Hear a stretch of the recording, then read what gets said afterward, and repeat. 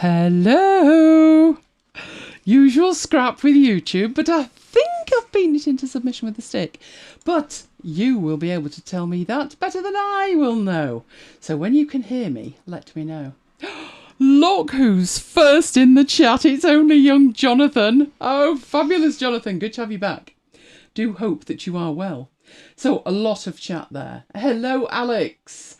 Hello, Kim. Who else have we got? You're live. I'm going to need to make that bigger. There's no way around it, girl. Just admit you can't read it at that size.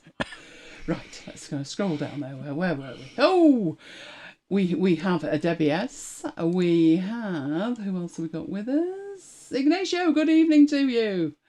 And who else do we have? Oh, the eyes aren't what they were. Hello, Carol. Is Kim in incognito? Kim's in as KS. Just to play with my mind. Oh, Alex says, is Elaine doing a 30-day film challenge? Not at the moment. Not on top of the 30-day Vivaldi challenge, no. Only one at a time. Oh, Kim's got nice water temperature. It's still a bit warm here, but there you go. Hello, Graham. Tell us what treats you've got. Oh, we had a birthday cake last week. And we may have another cake coming up. You never know. Hello, Patience. Oh, amazing news. Officially started very own pre-K classroom today. Oh, fantastic. Sub position at the moment. Wonderful and such a blessing. That's fantastic. Congratulations to you. Right, who else have we got in here? Hello, Paul.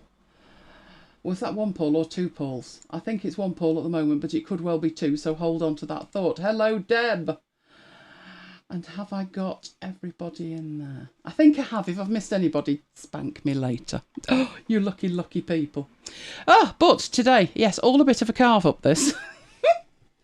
I can explain. Well, actually, not at the moment I can't, because I don't know exactly what's wrong with it, but there may be a change in the running order.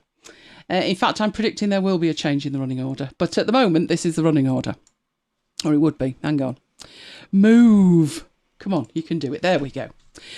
Obviously, we have the week at MacBites headquarters. It's been a bit of a week, actually. But then when isn't it? Then a last-minute addition to the running order, which was timelines, which we looked at last week, when it all goes wrong. And it did. But I'll show you how to fix it. Then we've got a build with me Vivaldi that I think might be happening the other side of the Excel on account of the fact that I can't log out. Usually you can't log in. No, I can't log out. So that might follow on. But we've got freebies anyway. And the freebies are rather good. I can actually show you the freebies in action today. Then Mike is doing his pivot tables at part 5. Isn't that slices? Timeline slices. Timeline slices. Sort of slices. Well, it's close enough, Mike. And then we have the next part in our Scrivener series where we are focusing on the binder, but not exclusively. Lots of other toys come into it when you're looking at the binder. So, what has YouTube done to you this week? It had me down to 480 at some point in the week. I wouldn't mind, but this video had a 4K version. Shakes head sadly. So let me know what it's done to you. And while you're down there checking the cog, lower right hand side, there is a like button down there. You could touch the like button, couldn't you? That would be most appreciated. Right, okay. Hello, Sarah. Sarah's with us as well. Right, so the week at MacBites headquarters. It started well. Well, it was going to be a good weekend anyway. Not only were we ghosting 8 music shows already recorded, just putting them out there, but, it was the start of the Premier League season. You will recall this if you have heard MacBites. It was not without being a somewhat jeopardous situation, on account of the fact that the season tickets needed passing along to folk, and it's not as simple as you would think. Have a listen to MacBites for all the details. So, would they get, is it 75,000 people in there? Yeah. 75,000 people, potentially 55,000 of them with ticket issues, into the ground in time for the match? Well, they did, but they also won 5-1. So Mike was a very, very, very happy bunny, weren't you? Yes. Because that meant top of the league. You took a screenshot. Might never happen again this season. I would if I were you. Saturday was exciting for me for different reasons. I was participating in Ship 30 for 30 again. So the first time I did Ship 30 for 30, it was like randomness. This time I had a plan. It's all dedicated to Vivaldi. 30 days of tips and tricks using Vivaldi. Known as 30 days to becoming a Vivaldi lover. I'm in the middle of this, but that was first shipping day. So I did actually manage to ship something. From memory, it was after 8 o'clock, which was when we were doing Brooklyn's 196 live. So I have recollections of writing it and DJing at the same time. That would be typical. Our theme was exercise and movement, which was most interesting. And we had our own little attempt at that, didn't we, Mike? When the Tesco man turned up again. Early again. But you sorted it out, and I thought you were quite restrained this week. You came back and you could actually breathe. So yeah, took it slower this week. When we got to Sunday, you know the day of rest. Oh no, not here. It's not. No. There'll be something. There were close encounters of the. Anybody want to try filling in the blank? I don't think you're going to guess. Duck kind. Only here. Actually, it was Lola. She was meandering along, minding her own business, when the ducks came over to her. She was soon very interested. Very interested. She even look at that paw. She's picked a paw up, ready to shake paws. The duck, yeah, not as enthusiastic as Lola was. I think there could have been baby ducks in there as well. Anyway, just as she was warming up to the idea, they decided they were heading off in the opposite direction. Bless her little fur. She's just too cute. Maya had a run-in with a duck when he was young and never went near one since. Well, he did, didn't he, at Lim Dam? We went along this little pier in Lim Dam so he could have a look at the ducks, but he decided it was probably wiser to take one home for Gran to pluck and cook. It's all right, he didn't. So that night, there was book club. I was geared up for this one, although I must admit it's very different to the last one. We're still on how to read a book. It's still as dated as it was before. I don't know whether people are having enough of this, but it was only 2 hours and 45 minutes. Good grief, we brought it in under 3 hours. Amazing. Now, Monday, on a Monday now, we have a plan. Oh, we do. And is it 4 weeks we've done? 13. I think it is, isn't it? I think that was the 4th one. We were in the studio. Lola, less than pleased, if you're going to ignore me. Mind you, at least the blanket's still on the sofa, so not all bad. But that did mean that on Tuesday we had a new show. And, if she'd have known about the dog part of it, she would have been thrilled. We had the joy of blinking biometrics and dating dogs. And it was indeed. We had a ball with it, didn't we? But that could just be us. Oh, now Wednesday, because she was so sulky, I arranged for a special delivery for Lola. You will have heard all about her chicken. She has a squeaky chicken, which somehow, in a bit of rough and tumble play, got a hole in it. So she clearly needed... It got more than a hole in it. A new chicken. Virtually decapitated in half. Well, a new chicken arrived. It is a bigger chicken than we were anticipating. And you should have heard her on Wednesday with it. I'm sure the neighbours did. She squeaked the darn thing for about an hour. She loves it. Absolutely loves it. Which was just as well. Because on Thursday... This was morning walk on a Thursday.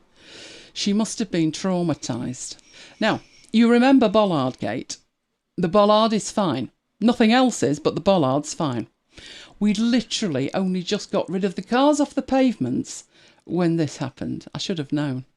So, poor Lola was traumatised on her walk with that. That was what started it. I actually thought, when I heard the noise, they were delivering stuff to lay a path or something. But when I looked out, I thought, just a minute, that's just rubbish strewn across the pavement. So yeah, but like I say, at least nobody's parking on it. Nobody's walking on it either. Can't get past. But there you go. Now, Lola carried on and found an adventure to be had. Bin dipping. What can I say? Lola found a skip. It wasn't lost, but that wasn't the point. She was very interested.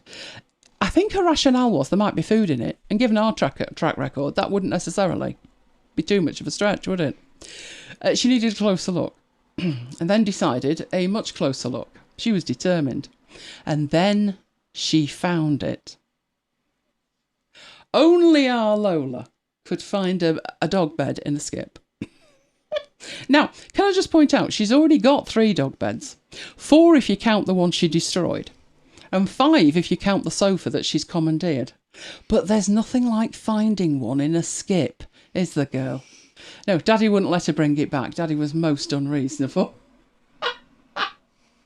Oh, good grief. Which took us on to Friday. She enjoyed the new chicken so much. I arranged for yet another one. She's not seen this yet. Madam doesn't know, well, unless she's watching right now, and I don't think she is. There is another chicken awaiting her this weekend. Doesn't that have feet like Big Bird from Sesame Street or what? It's huge.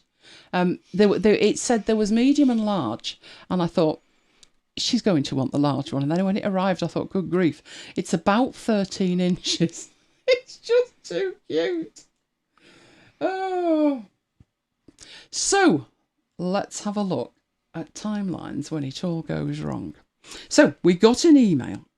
And the issue with this was, following on from last week, Evie had tried to do the timeline thing, but not having time to do it all manually, or wanting to use one of the templates, found another template. It's really pretty.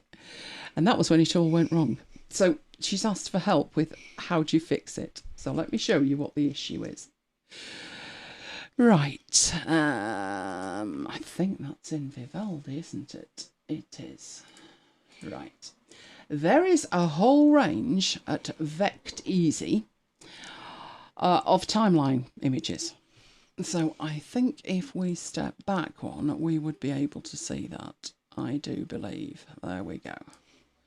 So from an email that they sent, it said timelines, all free. And these were all of the timelines. So as you can see, there's a whole range of them.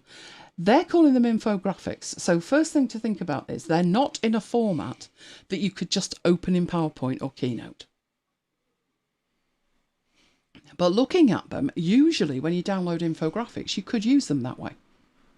And all of these are different styles of timeline. So the one that Evie was interested in, away you go, is that one. So I downloaded it.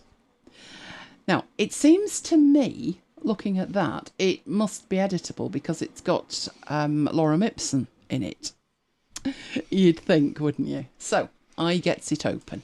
I have it open over here in Affinity Designer. So far, so good.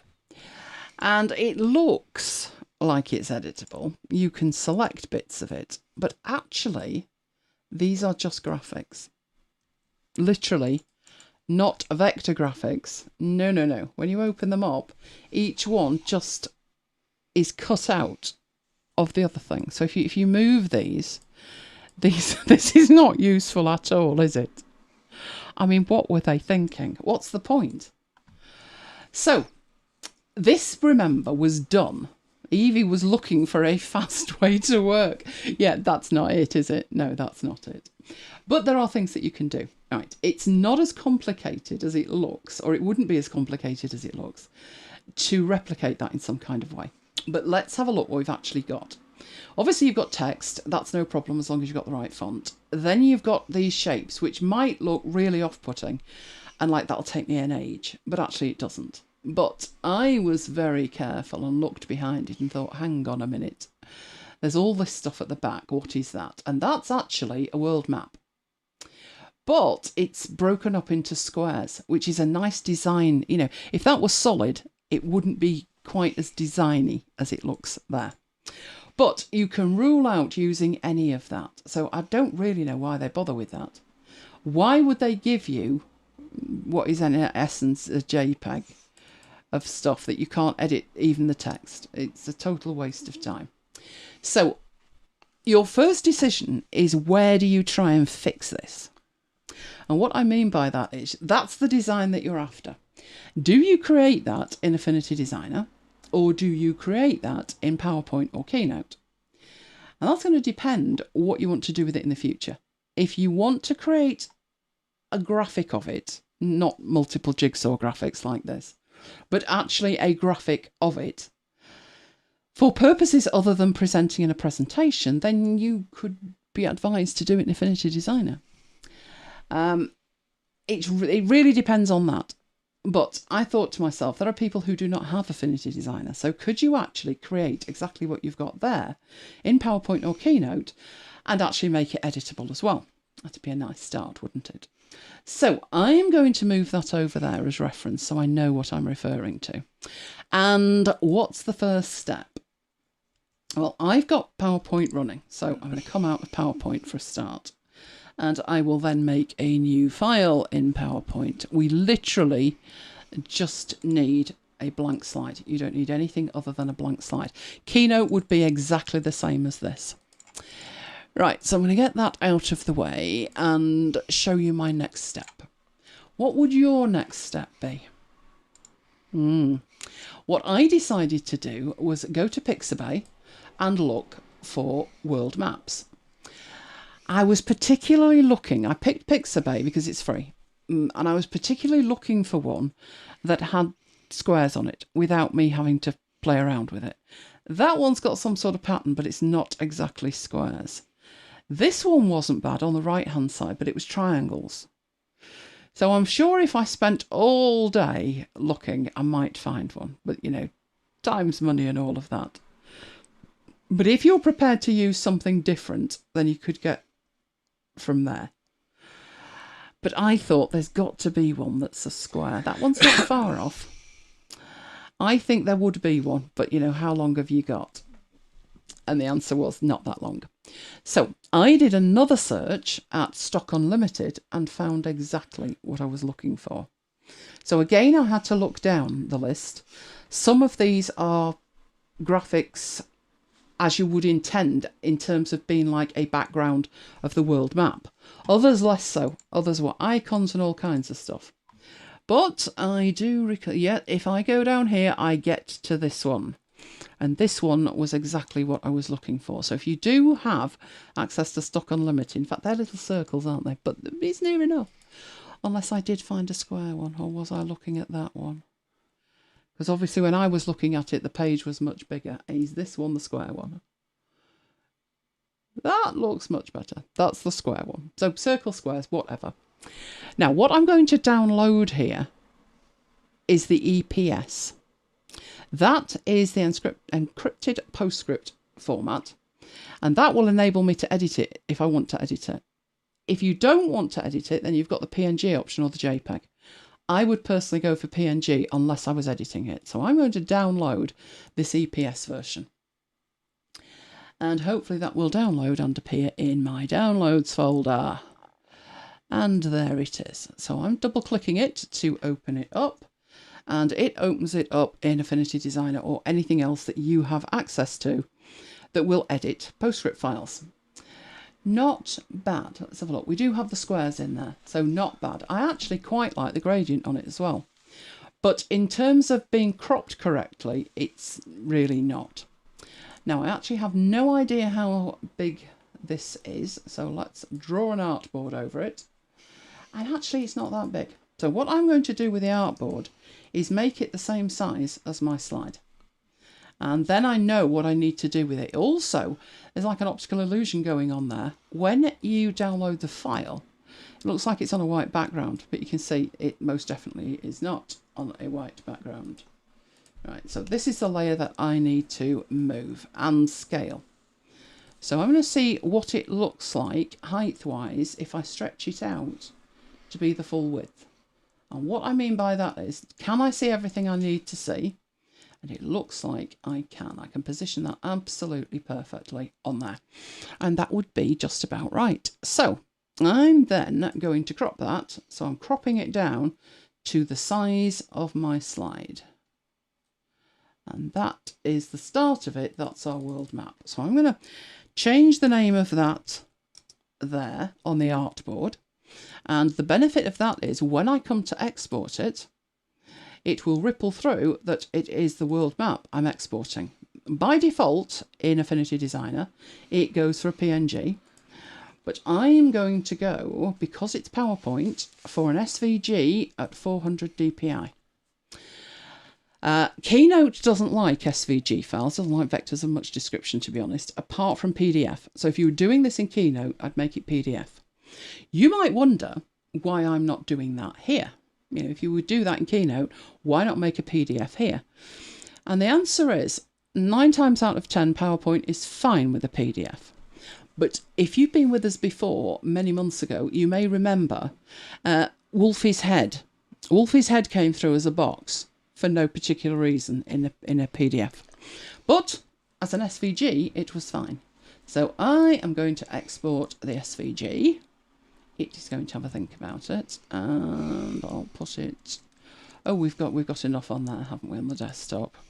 Let's put it in the data folder where it's not among a lot of other detritus. So at that point, I am actually going to save that. I'll just pop it in there and save it because I have made some changes to it. But other than that, let's get rid of that. So I now have in my data folder this world map SVG that I can just drag and drop in here. Absolutely perfect.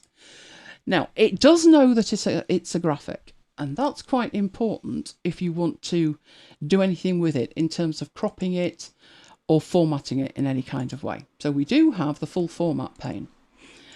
And in here, we have options for the fill and the line, which in this circumstance, we wouldn't really be making many changes with it. Let's just have a look. But we do have the transparency. That went well. And it's not working. Oh, lovely. No, we don't. No. What is it doing? Oh, it doesn't like it. Okay, I was just going to put some transparency on it, but never mind. If that doesn't work too well, I'm going to have to do it outside here, aren't I? Yes, it's not working at all. That's interesting. You know the famous words, it worked in rehearsals, that. It's in a bit of a mood at the moment, but never mind. Principles there, we've got that. So that was the background. So if you recall what we were actually looking at, it was this graphic.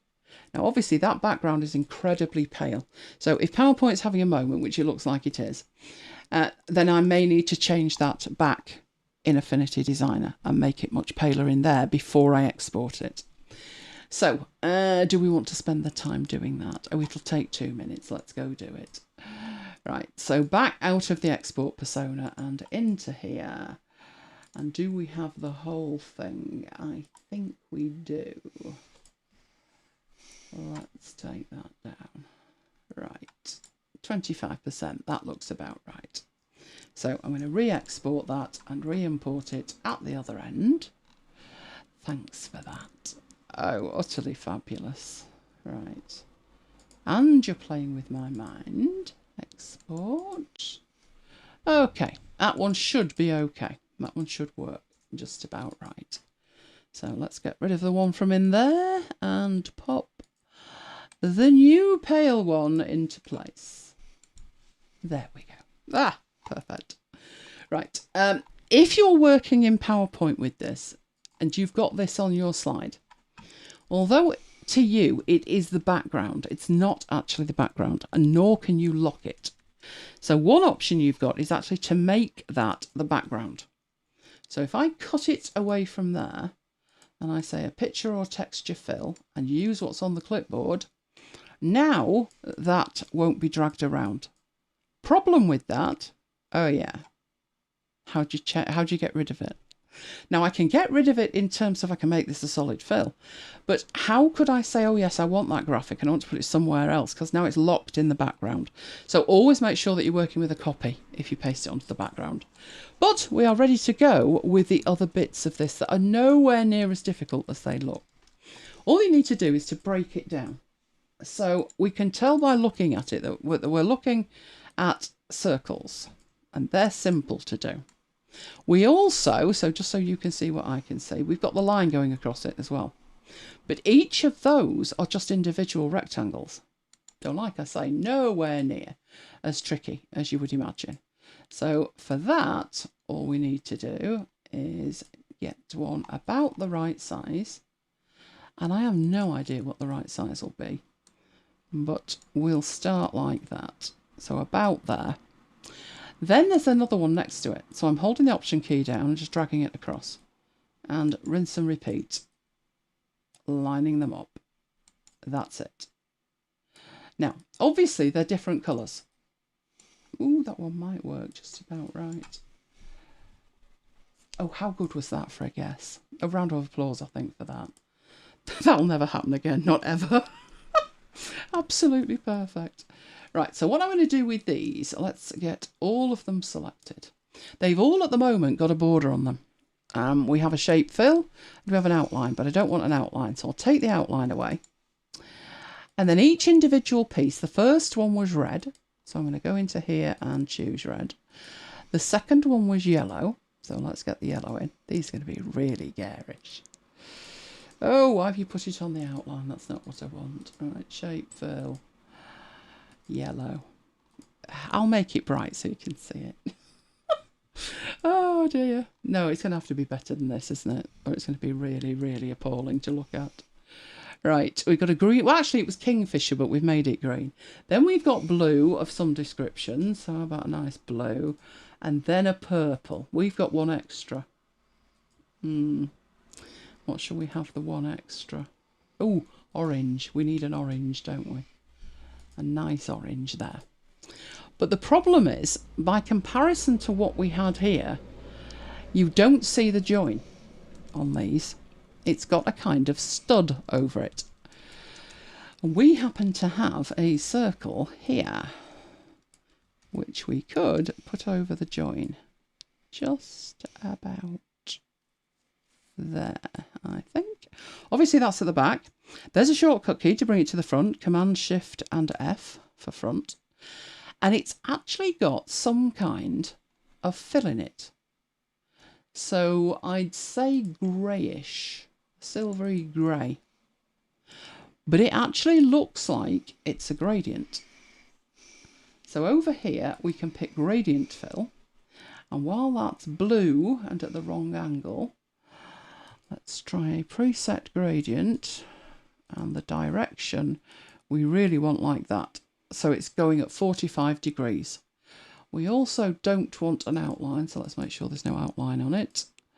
Not bad. It probably needs to be a smidgen bigger. No, we don't want to do that. Let's zoom in a bit down here so we can see it. And while that one is a bit bluey, I think I'd probably make that slightly more grey.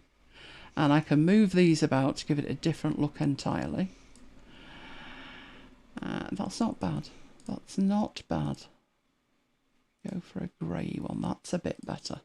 Now it's fractionally too small.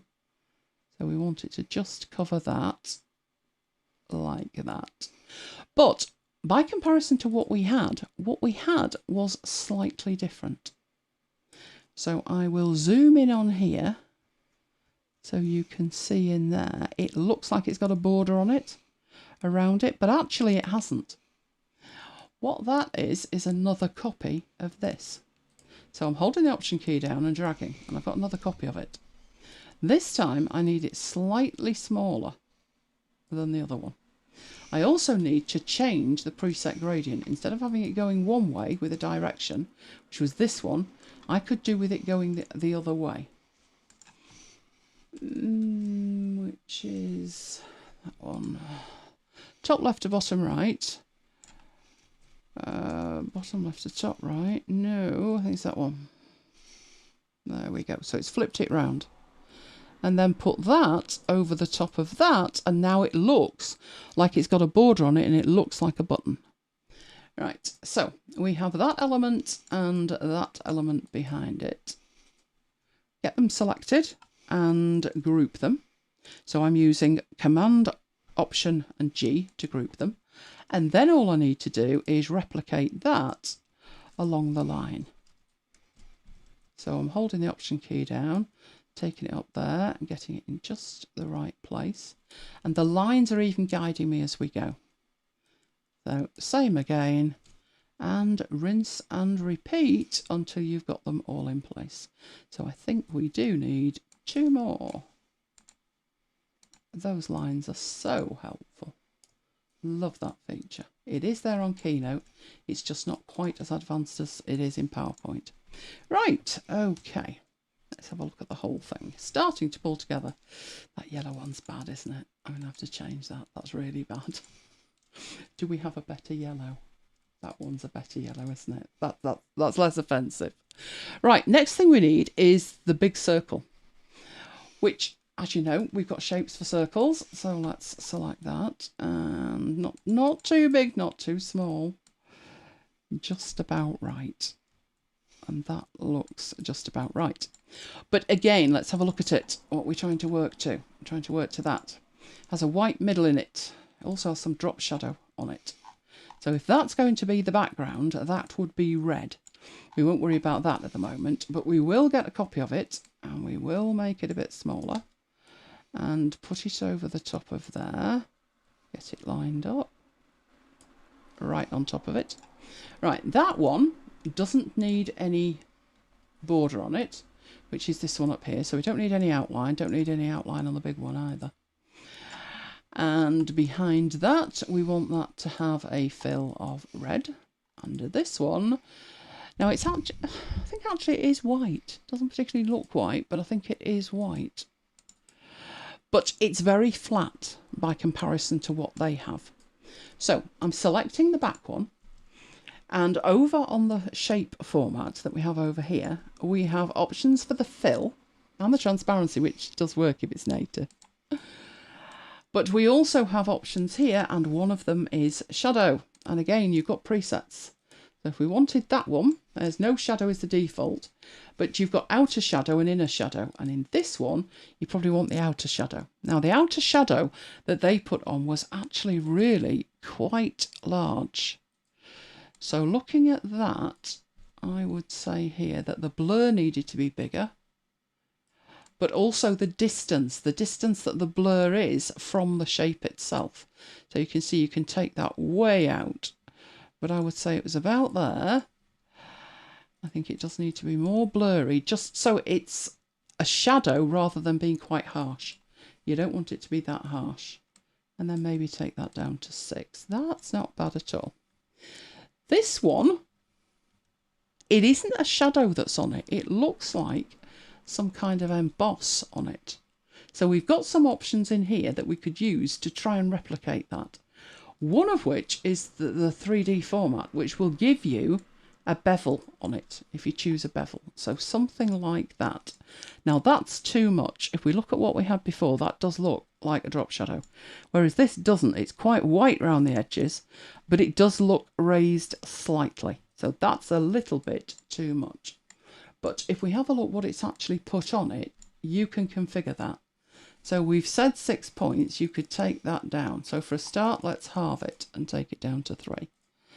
That's not bad. Is it just enough that there's an indication of it without it being too much? What options have we got there? No, I think that's all it needs. I think that's all that needs. So I'll grab them together and copy, and then I want to paste them over here.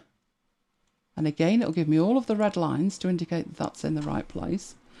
And I wouldn't like to say that that is actually in the right place. I think it needs to be that way a bit. And then, of course, this back element needs to be the same colour as the other one. And to do that, if you go up to your shape fill, it will have standard colours, and it may also have the colours that you've recently used.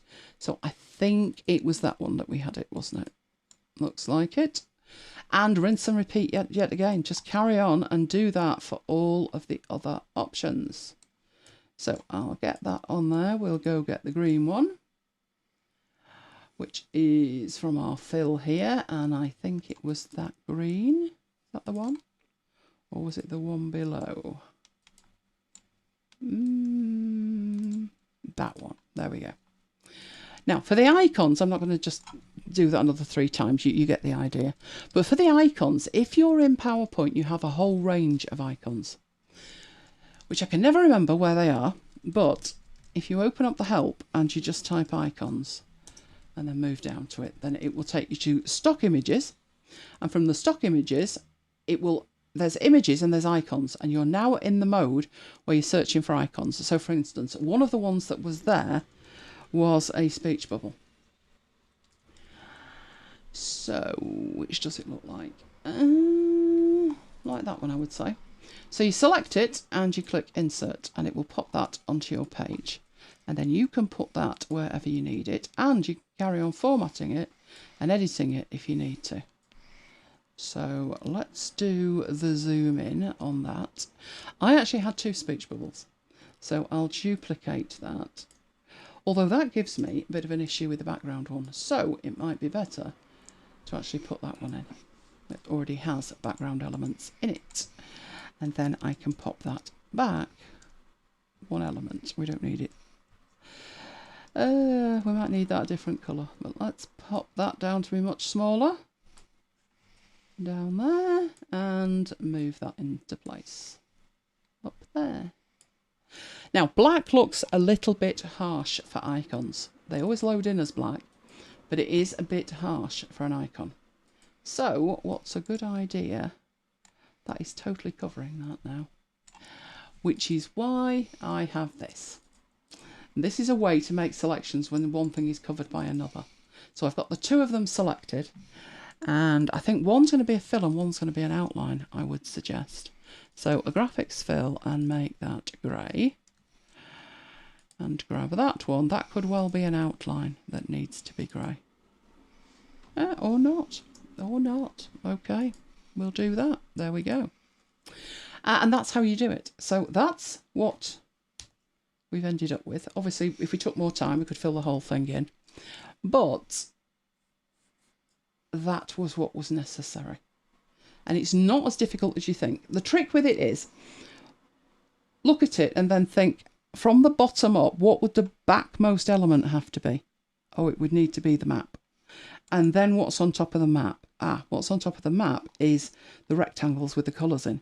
Don't think of trying to build the whole thing all at once. Think of building it in terms of layers and then building it up to the top layer. The only element that would then leave is the text, which is straightforward enough. All you would need to put on is a text box, which you can put wherever you like.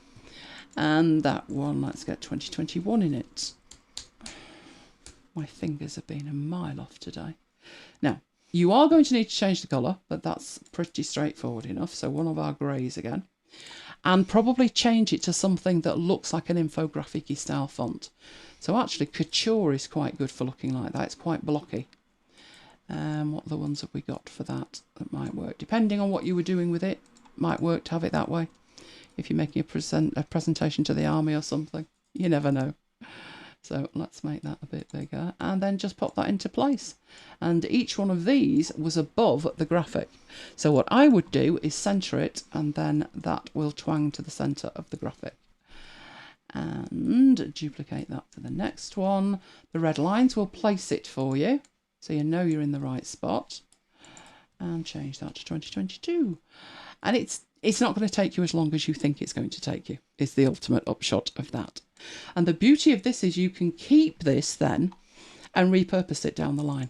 You could group these things. So you've got in fact, let's do it with this one, where you've got the 2 icons and the green circle and that. And if you want to take it even further, you could attach the rivets as well. And then Command, Option and G will group that. That didn't work very well, did it? That's because there's a white one missing somewhere. Let's take you and put you in the right place. There is one there. It's just not in the right place. So if I move that back... Oh, that's not working well at all, is it? It's there, trust me. I've just got them in the wrong stacking order. But there you go. And then, of course, you can grab these and move them. And there's the one that needs to be in the stacking order that's too late, too far back. But that is how that works. So do we have any questions on that? Because I can't see the chat right at the second. There was a discussion about duplicate. Let me find it. Something duplicate in Affinity Designer, and whether PowerPoint has something similar. Power duplicate, there it is. Right, with you. Yes, it does. And so does Keynote. The thing is, in Keynote, it's broken. No, I don't know why either. Yes, there is in here. Let's just get a shape. I remember demonstrating this with lines. Now, was it that you did that and get that into place? And then, clearly it wasn't that. Or is it if I do that and then duplicate? There we go. So what you need to do with that, for that to work, is make sure you've got your first shape. And then Command and D. Then move it to where you want it. Don't do anything else. And then Command and D will duplicate it. That did definitely used to work in Keynote because I used it. And then it broke. And it is such a pain that it doesn't work, because there are other ways to do that. So if you've done this where you didn't know about it, so you've copied and pasted, or you've just dragged stuff places, and you do want all of these in the right order. So you put the top one and the bottom one, and they think, oh, but look at the mess. Right, this is what you would do if you've already done it. Now, if you've already done it and they're blank, just delete it and start again. But if they've got text in and things, and you're like, oh, it would take me forever, then there are some options that you've got here. You've got alignment options for a start.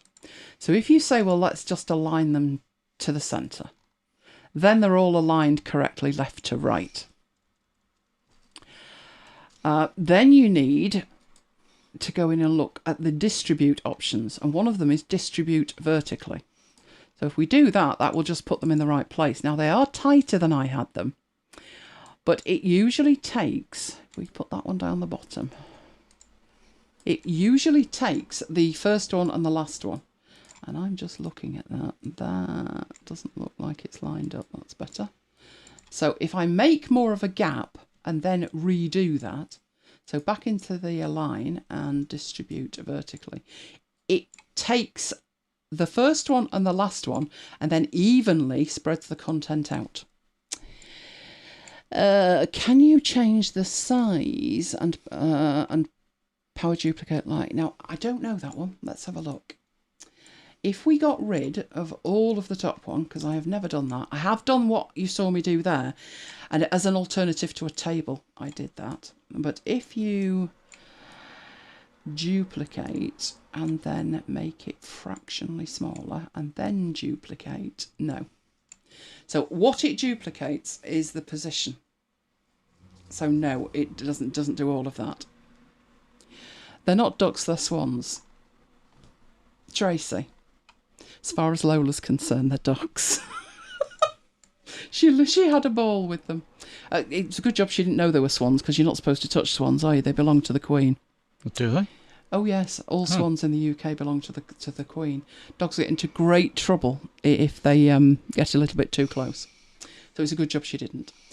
So no, it will power duplicate, but not the clever stuff like Affinity Designer. But then that's why there's Affinity Designer. Okay, any more questions on that? No.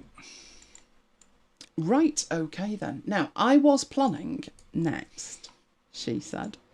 So let's just save that before we go any further. That's fine.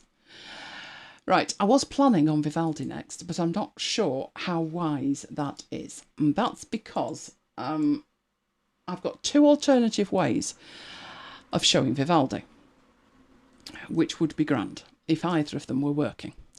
And what I mean by that is show on another machine, so we're not starting with my install of Vivaldi, which is honed to within an inch of its life.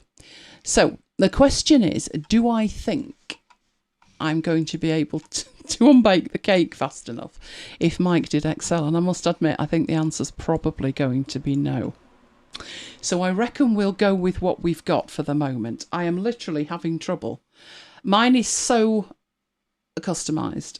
I thought I'll show it on another machine, and that would be fine if the other machine was playing ball, which it's not. Do you think I could fix that or not? What do you reckon, Mike? I don't know. Well, from what I saw earlier, no. But let's have a look. It's behaving a little bit better now. The thing is, what I'm considering is, do you want my bit first, then Mike, and then me, or two bits of me together? Oh, who could handle that? I'll go for it. I'll do the Vivaldi thing here. Why not? So, first of all, I need that, don't I? That's what I need. Okay, so why are we doing a build with me, Vivaldi? Right, Vivaldi's a browser, just like Firefox or Safari or Chrome or all of the million other browsers. Vivaldi's just another browser. It was launched in 2016 and version 2 came out, I think it was 2 years after that. Now, the thing with a browser is, no matter how good or bad it is, it's persuading people to switch, isn't it, Mike? Yes. Mike's a menace. There may be something out there that's fantastic and he still won't move. So to say it's 5 years old, you might think, oh, but I thought it was only a few months old. It can take 5 years to get any kind of foothold. So Vivaldi itself came out of Opera. So let me know in the chat if you've heard about the Opera browser. Opera was my browser of choice 20 years ago. And I paid for the privilege as well. It was £40 for a license and it was worth every penny. So you might think, well, why didn't you move to Opera when you moved to a Mac? I had to leave Opera behind.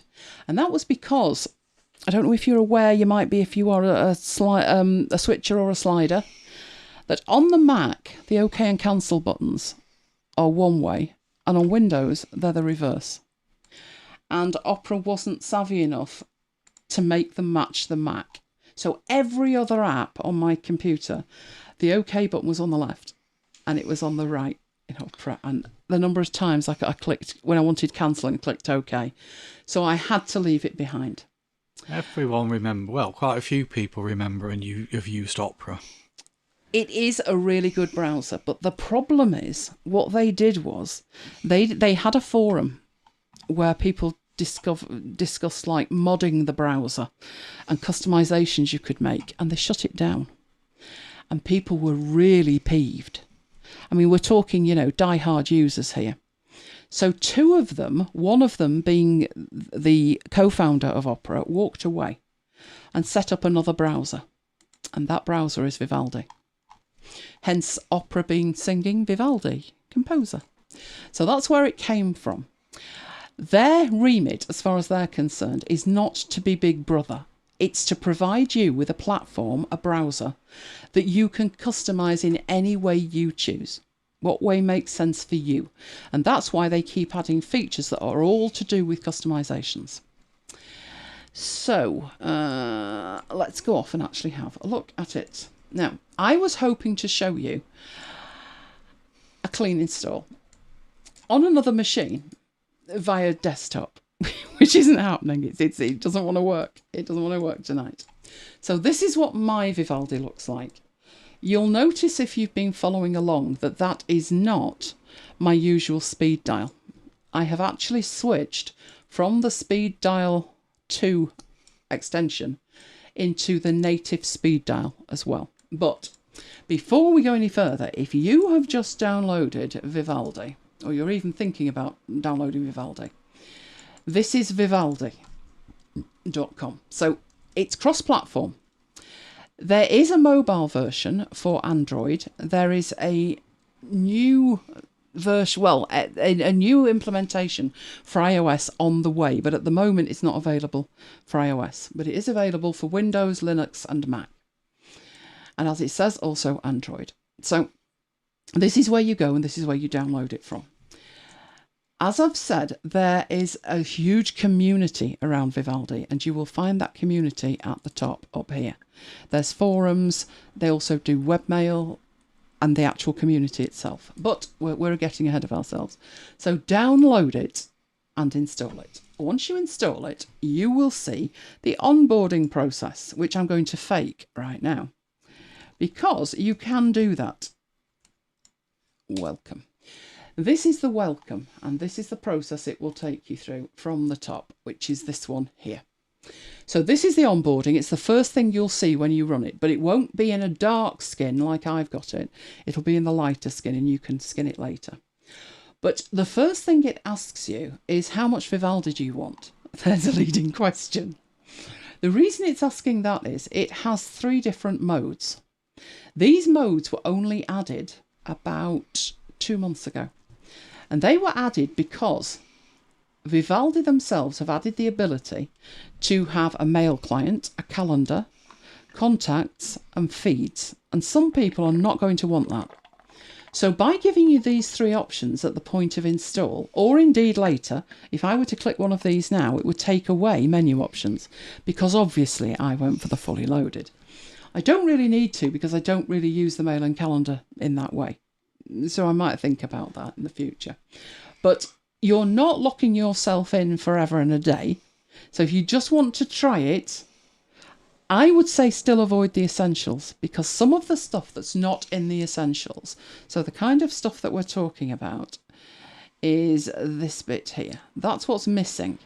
And the thing is, the panels, the status bar, the fast forward and rewind are fantastic. You might not use the mail calendar and feeds, but never mind. But you see, the thing is, next to it, they're still missing from the classic one. So classic is really what they had to start with. I'm not sure why anybody would only want the essentials, because the whole point of using Vivaldi is the extra features that it has to make your life easier. And by losing the panels and the status bar, you're losing access to a lot of the extra tools, which will make your life easier. But the option's there. All you need to do to activate it is hover over one and click it. If you're not sure at that stage, you can still carry on, or you can revert it. There's no problem. It's not permanent. It's just to get you going. So I did click on fully loaded, but I'm not going to click on any of them at the moment. I'm just going to go step by step through your onboarding options. Now in here, I've done this on another machine, and on the other machine, I didn't see any of this. It just said import, and that was it. There was no Firefox and Chrome and all of the other options. The reason that I'm seeing the options that I'm seeing in here is because those are the browsers that I have installed that it can import from. Notice the one that's missing. Because as a Mac user, we've all got Safari installed.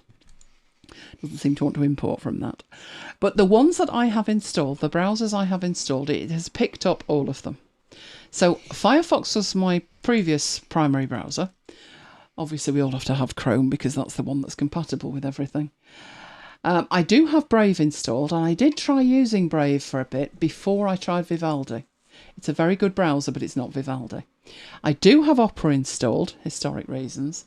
And Microsoft Edge, Microsoft Edge has a feature where you can take a page that you're on and turn it into a web app. And I use that for Rome. I have Rome in a window called Rome. So the top one is Rome. The next one down is actually the Rome app. But the top one is, if you look at it, it says Users Elaine G, Applications, Edge Apps. So it's an Edge app that I'm using for Rome. So that's why I have Microsoft Edge installed. Each one of these will give you the option to import the bookmarks, accounts, favourites, whatever it can get to, it will offer you that. Now it's offering you that at this onboarding stage. So if we were to go to Firefox and click on it, right, okay, it's going to bring that in if you hit import. And the same with these, you can turn them all on if you want, not that I suggest you do. I never import anything at all. But if I were to select one and then hit import, it will toddle off and it will import it. But as I say, depending on what browser you've already got installed, you may not see anything in there at all. But as I would say, I wouldn't install anything. I really wouldn't. If I was going to import it, I would import it from in here. So it's saying it's imported. That's going to make one unholy mess in my system, trust me. But I'll sort that out later. The other way of doing it is you can import from in here. So if you didn't do it at this point, you get this option. This is actually better. And the reason this is better is you choose where to import from. And now it includes a bookmarks file that's just a HTML page, as well as other options. But what's good about it is, depending on what you've selected at the top, you will get a list underneath. And the list underneath will be determined by what you selected at the top. So Opera allows you bookmarks and passwords, notes, speed dial, mail, and you can bring in profile location if you want as well. But if you look at something like Chrome, let's try Chrome, you lose information off the top. So you can bring in user profile, and you can bring in the bookmarks and the passwords and the history, and it detects the path for all of this, but it's not in the same way as the other options. So each of these options is slightly different. This one brings in one more thing than the Chrome one does. And if we go to Firefox, right, it's just the bookmarks and history, nothing else. So Firefox is not exposing enough of its settings for Vivaldi to bring them in, but you can do this. As I say, I have never done that. That's the first time I've ever clicked the button, so you can see it, because I just start from scratch all the time. Carol says, what happens if you group the two and then duplicate? If you choose two of these and then duplicate, it will bring them in. It will probably bring them in separately. So imported from Firefox, and there's the unholy mess. It's brought them in. So these are my bookmarks. I have 5 folders. One is General Detritus, which is just an inbox. I just quickly want to save that. Another one is Projects. So if we go to Projects, what I've got in there are projects that I'm currently working on. And then I've got areas underneath and resources and archives of stuff that's... Basically, it goes in the archive instead of deleting it. What I've got in this Firefox folder is the toolbar settings that I had, the bookmarks that I had in what it's calling Mozilla Firefox, and then anything that was unfiled. So it's grouped them into 3 individual folders. What I would see if I took in Chrome and Brave and Edge and Opera is I'd have one of these folders at the top level, one folder for each browser. So it does at least keep them sort of organised. But as I say, I would just start again. I do weird things with bookmarks. Why would I have a bookmark for something like Gmail when I can just open up a new tab and type GM, enter, and I'm done? So why would I have a bookmark for it? But that's just me. There's other things that I have bookmarks for. For example, when I say bookmarks, I do it via Typinator. So because I've for the last 20 years been switching from one browser to another and back again, I need to know that when I go to any browser and I type section key AO, it will show me my Amazon orders. And it does. I don't need a bookmark for it. I've got this shortcut that I have in Typinator, and the beauty of that is it works across all browsers. So it really keeps down the number of bookmarks that I actually need, because I just type in these short... So you've seen me do this a million times with MacBites. Section key MB, that goes to MacBites. Section key EG, that goes to my website. There, I don't save those as bookmarks.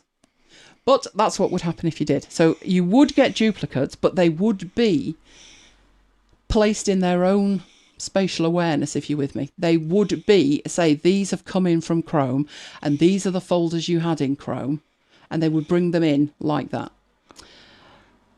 I find it interesting to add bookmarks. Now, I'm talking speed dial bookmarks here, but I find it interesting to bring those in as and when I find myself annoyed that there isn't a bookmark to have them. And that way I keep the number of bookmarks down and keep it lean and mean, a lean, mean fighting machine. But that's what you've got there. You can do all of this later. If you're not sure or you wanted to start from scratch, you can do all of this later. Kim's got a question. Okay, what's that? If you've already downloaded Vivaldi, say a while back, how do you know if I'm in Classic, Essentials or what? Well, when you downloaded the latest update, which was 4.1, it took you through this onboarding because it was new.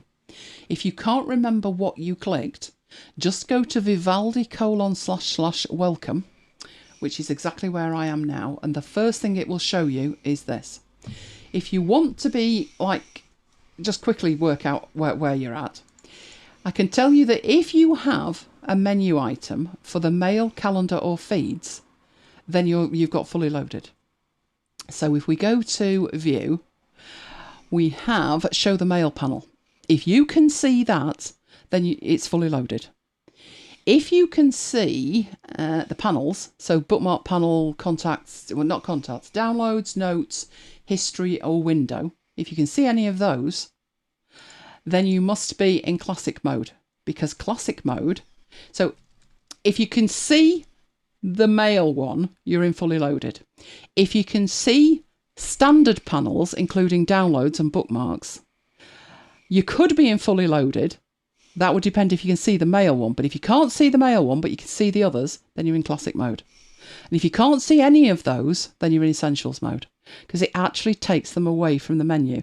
The idea is, some people find Vivaldi overwhelming, that there's all these panels and there's this and this and this and this. But it's so configurable, to me, it doesn't really matter if they're there or not, because just turn them off. You can see at the moment, I have no panels showing. I have no URL bar showing, no tabs showing. Everything is turn-onable. So I was working with some notes earlier. So those are the panels. These are the panels that it's talking about. The bookmarks panel, the downloads, the history, the notes. These are the panels it's talking about. But, if you don't want to see it, just close it. And I know I have my tabs down the left-hand side, which I will explain shortly. But I can just turn that off as well. I can even turn the address bar off if I want. And then I am really immersed in whatever I'm doing. And it doesn't matter to me how many pages I've got open or whether I'm fully loaded. It doesn't matter. Just doesn't matter. But that's how you check. And if you want to change, just quickly go to Vivaldi Welcome and just choose one of these and that will change it. So we've done the import. Right. Another question from Patricia. I want to learn the calendar, but have 4 emails with Google and wonder if there's a way to add all those various Google calendars into the Vivaldi calendar. There could be. I've got a sneaking suspicion. From something in my mind tells me it said for 4 accounts. So that would be just right. But we'll be looking at the calendar in a future part of this. So hold that thought for the moment. But you should be able, you can certainly add multiple accounts. So calendar-wise, you should be all right. There are other options if you are not, which I can explain as well. So make a note of that about the calendar, because I wouldn't have covered that. But if that's relevant, then I will. Okay, third option. Tracker and ad blocking. Do you want to block all of this? And obviously most people do. At the moment I'm blocking trackers, but as far as I'm concerned I'm blocking ads as well. But I'm not necessarily blocking ads at the Vivaldi level. So what we've got in front of us, no blocking, that's not good, because you don't want to be tracked. Nobody wants to be tracked. How tracking happens is like you look up something, somebody sends you a link to, breastfeeding equipment. And the next minute, you're in Facebook and being bombarded with, would you like to buy this for your baby? And you're like, hang on a minute, what you doing? And it's because blocking and trackers, they will track you across sites. So same thing happens if you have a browser and you open up Amazon and you look at pork scratchings, packets thereof. You go to Facebook and you're bombarded with ads for pork scratchings. That's the way it works. So blocking trackers and blocking ads is a good thing if you do not want to be tracked. And Vivaldi is very strict with security. I also have, in addition to setting it as blocking trackers in here, I also have an ad blocker as well. So I go the whole hog with all of that. But this is where you can turn this on and off. Another thing you can do with Vivaldi is be very granular with it. So on the odd occasion, I open up a site like 9to5Mac and I can't find the story because there's that much detritus around the story. And it won't let me see it unless I turn the ads off. Then I do that with an extension, which I'll show you when we look at extensions. But at a minimum, I would have block trackers on, but probably block trackers and ads as well. Dee wants to know how you feel about ad blockers as a YouTuber. I can see the benefit of ads, but not to the point that many sites serve ads to you. So as a YouTuber, you will not find ads on the after hours stuff, but there will be ads on stuff that is public. And I feel okay with putting ads on there. There are ways around it, but We actually discussed this on MacBites last week. Yeah, last Tuesday. The point I was making in the show was, as a creator, that's how you get paid for what you do. So if people block the ads, then I don't get paid. Where's my incentive to carry on providing stuff then? And that's the issue. Now, there are other ways that you can support creators. So you could subscribe to the channel.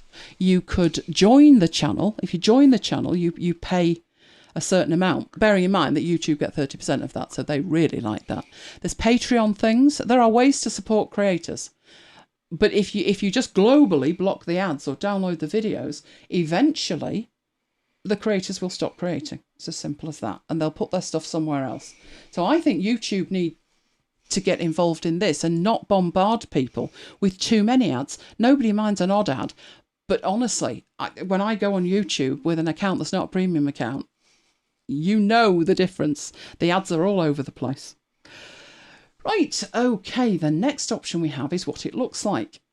And there are 8 built-in themes. This is the default one, which pretty much is red, white and blue. I can't be doing with it. I cannot be doing with it bright red. I'll show you the themes when I show you in the preferences. Because if I change them here, I'm going to lose my custom theme, because at the minute I'm using a custom theme. But these themes are built in and you can customize them to the nth degree. I go for a dark theme on here. I just don't like the bar at the top being grey. There's just something I find really distracting with that. So I go for a dark one, but mine is a custom theme. Right, then we've got the biggie, which is the position of the tabs. So if I bring the tabs back, right, obviously everybody's default is tabs along the top. So that's where most people have the tabs. The issue that I've got with this is these tabs here are pinned, and that's why you can only see the icon.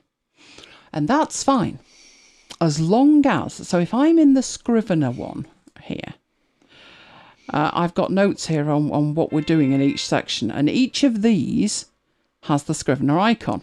So if I had 4 of them open, I'd have 4 Scrivener icons at the top and not a clue which was which. So those are the pin tabs, and then I've got the other tabs that are over here, and again, they're absolutely fine there. But I decided when I reconfigured my machine, so it was back in December, and I thought it's really bugging me that I can't tell one show from the other. So I would have 4 episodes of After Hours open, and they would have this blue icon with Wolfie on, and I just didn't know which was which. So I'd have to hover over them or try and remember the position. And I thought, would it be easier if I put this down the left-hand side? And the answer is yes. My pin tabs are above this line. But it doesn't really matter whether they're pinned or not, because if I hover over these, you'll see there's no way to close them. There isn't a close button. But if I hover down here, I can. So I can close these. So I know that they're pinned anyway, but it's just way easier. And what I actually did, we haven't got a marooned one open, but if I put the title as marooned at MacBites headquarters and then a number, I couldn't see the number because the title was too long. So pro tip, try and keep the title quite short. So now it's After Hours and a number, MacBites and a number. And I know I'm going to be able to see all of those by having the tabs on the left. And like I said, it's not that intrusive as long as you make sure that you have what I call the north, east, south and west shortcuts. You're good to go. And what I mean by that is, let's do the north one. Right, I want to get rid of the address bar. So that's my north key. And then I have my east key, which brings in and hides those. And down the bottom, I have my south key, which brings up the status bar. And then I have the shortcut on the west side to close that. So north, east, south and west have a shortcut key to hide and bring back each of those elements. And you've got complete control over the browser. What shortcuts they are completely up to you. I think mine are customized, but I'll talk about that when we talk about shortcut keys. But I can very quickly bring back anything that I want to see and just as quickly hide it again. So I have mine on the left, but you also have the ability to have them on the bottom, if that's where it makes most sense. To be honest, that does make a lot of sense, depending on the equipment that you're using. Because if you're using your mouse would be along the bottom and it's not getting in the way of what you're doing at the top. But it's just, that's where Excel has tabs. But I guess if what you were doing was hosting, 19 different Google spreadsheets, that makes total sense. That really does. I did contemplate having them on the right for exactly the same reason, that you're not moving across the area you're working with to click on the tabs. But I'd already put the panels are on the left by default, and I'd moved them to the right. And that made a lot more sense for me. So as far as I'm concerned, left-hand side wins for the tabs. Is the panel a fixed width? The panel is not a fixed width. You can see it's just moved fractionally. So if I click on that and load these up so we can see the titles. Oh, we've managed to crash it. Fabulous. Oh dear, let's bring that back. Come on, back you come. Right. Okay, let it load first, woman. Don't get it giddy. Right, I would have it fractionally wider than that, I think. And that would be because I want to see the titles. So if we look at these with what I can see and what I can't see, right, I can't see the number. So I would make that just wide enough so I can see the number, probably about there. That would be enough for me. And obviously this works far better on a screen that's bigger than this is. I've shrunk this down so I can share it with you guys. But yeah, that's not fixed at all. Neither's the other one. So if we move across to this panel here, that's not fixed either. You can make that whatever you want as well. So nothing is fixed here. Nothing. Right, so where's my welcome screen? There we go. Right, the next thing, once you've set that up, so the last thing that we were setting up in here was where we had the tabs. Right, and the last thing to set up, now this is going to presuppose that you've selected anything but the essential one, because these features are not included in that. The web panels definitely aren't, that's the whole point. But it tells you about these three panels, these three options, because these three options are like some of the killer features in here.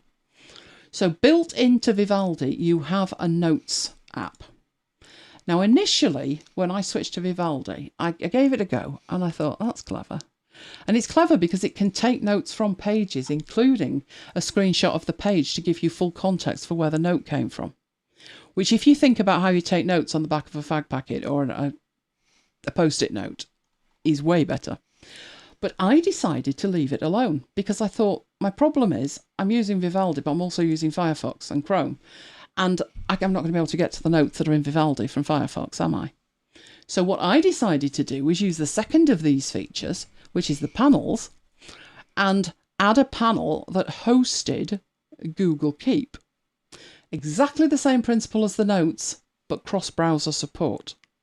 But actually, I'm using Vivaldi so much now, it's my primary browser, and although there are other browsers open, like if I ever need to go into Facebook, that's locked away in a container in Firefox. I tend to watch YouTube videos in Chrome because Chrome supports 4K. And the other reason is just, it's native to YouTube. So I just host everything that I'm doing in YouTube in Chrome, except you see tonight for the live stream that I'm controlling through here, because I need every ounce of power that I've got to run this show. So I don't really need Chrome open as well as everything else. But normally I would do that through Chrome somewhere else. But the notes in here are very, very good, and there's a feature that we will be having a look at, as we will with the web panels. And the tab tiling, which means you've actually seen that, because I've got two things open here. I've got the notes for my Scrivener series and the notes for my Build With Me Vivaldi. They're both hosted in Notion, and I've got them side by side. And that's the two tab thing. This is one tab, that's the other, but they're showing side by side. And that's tab tiling, which again, that's just to die for. Why every browser does not have that, I do not know. It should do. So that's what it's talking about when it talks about tab tiling. At that point, that's the onboarding finished. You've actually managed at that point to set up quite a bit about your browser before you go any further. Let me know in the chat where you would prefer your tabs to be and why. I can appreciate having them on the left. They do take up a bit more space. But I just like to be able to see the titles of the pinned tabs. Now the web panels we're going to come onto. So all of these features we're going to come onto because there's so many features. But what I'll do at this point is just say, let's finish that. And this is then what you're faced with. Now what we're looking at is the speed dial.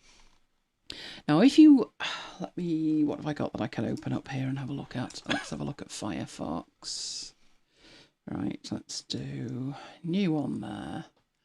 Right, this is what I'm normally looking at. It's this speed dial. And this speed dial is an extension. And it works cross-browser, which is great. So this is the speed dial extension. There is an extension dedicated to Firefox. There's also one for Chrome, which will work in any Chrome-based browser. And I've used this for 8 years, something like that. But there was trouble in paradise with it, and there still is. It's not focusing the URL bar. So I've just opened that window. So let's say I want to go to Facebook. I'm pressing F and nothing's happening because this is not focused. I can focus it with Command and L, and there they all are. And there's Facebook. Dare I go to Facebook? Probably not. No, someone will have put something inappropriate. But it doesn't focus it when I go to it, and that is such a pain. So once I'd moved to Vivaldi fully, I went in here and decided I'd leave it in every other browser. I'd just change it in Vivaldi and see how we go. And you can see in here I've got loads of pages, some of which it's muscle memory that they're there and I don't really use them that much. So what we'll do, get that out of the way and look at the differences. So this is Vivaldi's own speed dial. And by default, that's what you see when you open up a new tab or a new window. And what I've done here is literally put the ones in, and I've probably been at it maybe 2 weeks, that I get grumpy if I can't just go there. So obviously Amazon and Audible spend a lot of time in, and YouTube Studio. So I spend a lot of time in both of those as well. But a lot of the content we're working on in MacBites is in Dropbox, so it made sense to have Dropbox. Every week I need access to our spreadsheet. So there's our spreadsheet. This is the Brooklands one. So one click and I am into the spreadsheet. That's the template. This is what we've got running tomorrow. But if we look at last week's, that's what I'm working with on a Saturday night. So when I'm grumpy with Mike saying you've got it in the wrong column, he'll have the Rolling Stones in the track column and Jumping Jack Flash in the artist. Or we have this conditional formatting that toggles on and off and it breaks on a constant basis. That is what I'm looking at. And the fact that I can do that with just one single click means I don't have to go and then navigate to find the file. So it's worth having that one there. Another one that I realised I used a lot was the after hours links table. So this is a spreadsheet, probably the spreadsheet I use the most. This has got all of the links in for the shows going back, including the time and date links. We also have in here, we take the URL of the video and we put in the timestamp. Yes, we have to do that ourselves. And the title of what it is. And then I write a little bit about it. And what we end up with is this, which is Markdown. You can see there's a hideous formula. But we end up with it, and it's Markdown. It's got the title on it. It's got the URL and the timestamp. And we have one of those for every show. So every show has got one of those in it. We also have the one for tonight, which doesn't as yet have the link in it. So tonight that's the link. So copy that into there. And then when we've got the timings, I start doing it down there. And what I do in here is then mark that that's amber and it's started. But mainly it's these links. I do not want to go around YouTube and start hunting for these links. So having that available from a new tab is fantastic. I'm a free Kindle books, love books. So free Kindle books, fantastic. And a link to MacBites FM. I could also just search Google from here, but why would you? Because you can search from Google up there or wherever. And you can add extra speed dials as you need them. The speed dials synchronize. So everything that you go in here and you start configuring, the majority of it synchronizes. So I have got Vivaldi open on another computer right in front of me. Would that it was working properly. But as I start toggling on and off the tabs and the sidebars, the panels, it's happening on the other machine in real time. So anything that I do with the speed dial also happens on the other machine in real time. So as I open up a new tab, the same tabs are available on the other machine. So it does synchronize. The difference between this and the speed dial extension is that the speed dial extension works for multiple browsers, and this is only inside Vivaldi. But apart from that, everything else works identical. So that is what you see with it. So what's the next thing we should have a look at? Probably the preferences, isn't it? For a start, if you want to add something to here, so let's say I wanted the welcome because I'm going to demo it. So I go to the first one in here. You've got a few options when it comes to actually adding it, but if you just take the URL and go to the start page, you'll see that you've got this plus button.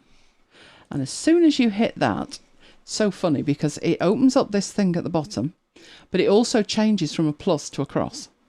And then you would paste in what you need to paste in and click add, and it adds it, and it goes away and it generates a thumbnail of the site as well, which that may or may not, because it's not actually a HTTP.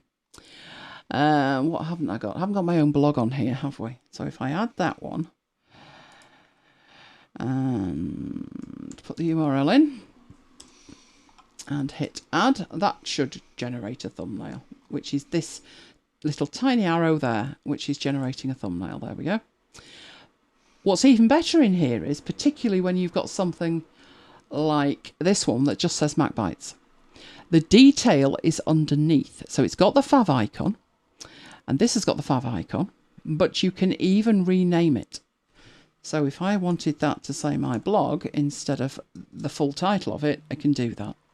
You can obviously also change the thumbnail, because the thumbnail for that spreadsheet doesn't look like that, and that doesn't look like that. So some of these come through automatically. So if I was to add Twitter, it's actually generated it. That's unusual, because this YouTube one didn't. It automatically loaded in a YouTube thumbnail. I made all of these thumbnails bar that YouTube one. So if it was my blog, I would probably generate a thumbnail for it, which we'll see when we come on to the customizations. The other thing to think about at this stage is when you're adding stuff to it. If I go and I add another one, if I wanted to put all my socials in one place, or all whatever in one place, so let's say my ship 30 for 30, right, what I can do in there is say new folder, and that generates me an entirely new folder.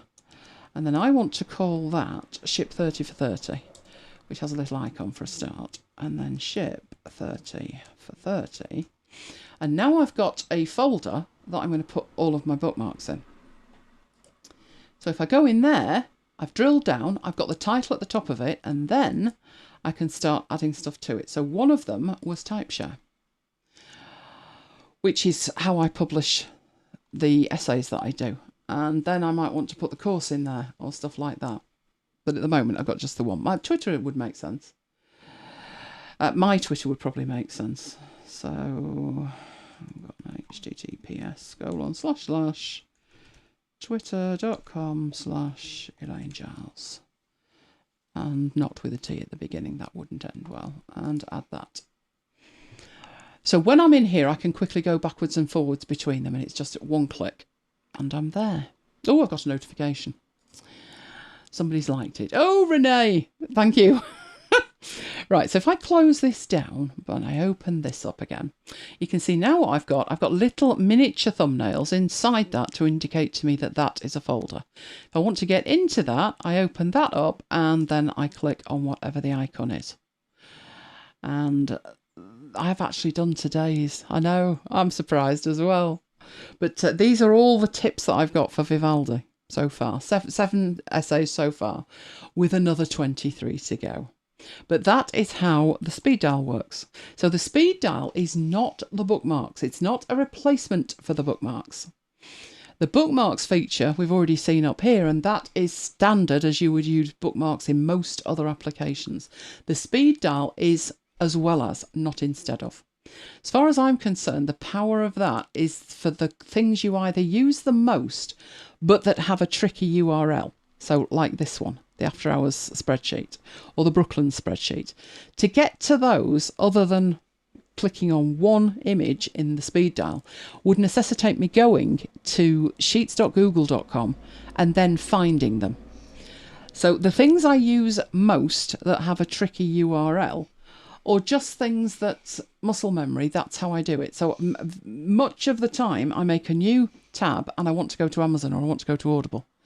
And I've got my hand on my mouse to start with, and it's faster to click the icon than it is to actually type it. But you'll notice in here, there's nothing for Gmail, there's nothing for Google Calendar, because I would just type that.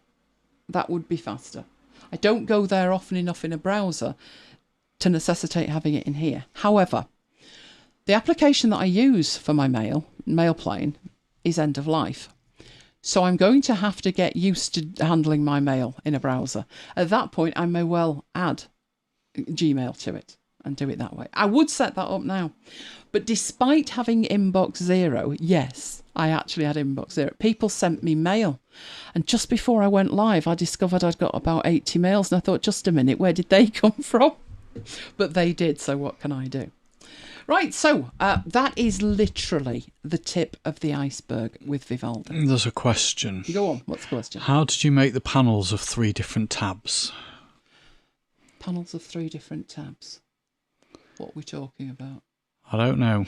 Right, well, panels are over here. Was it something in here that we were talking about?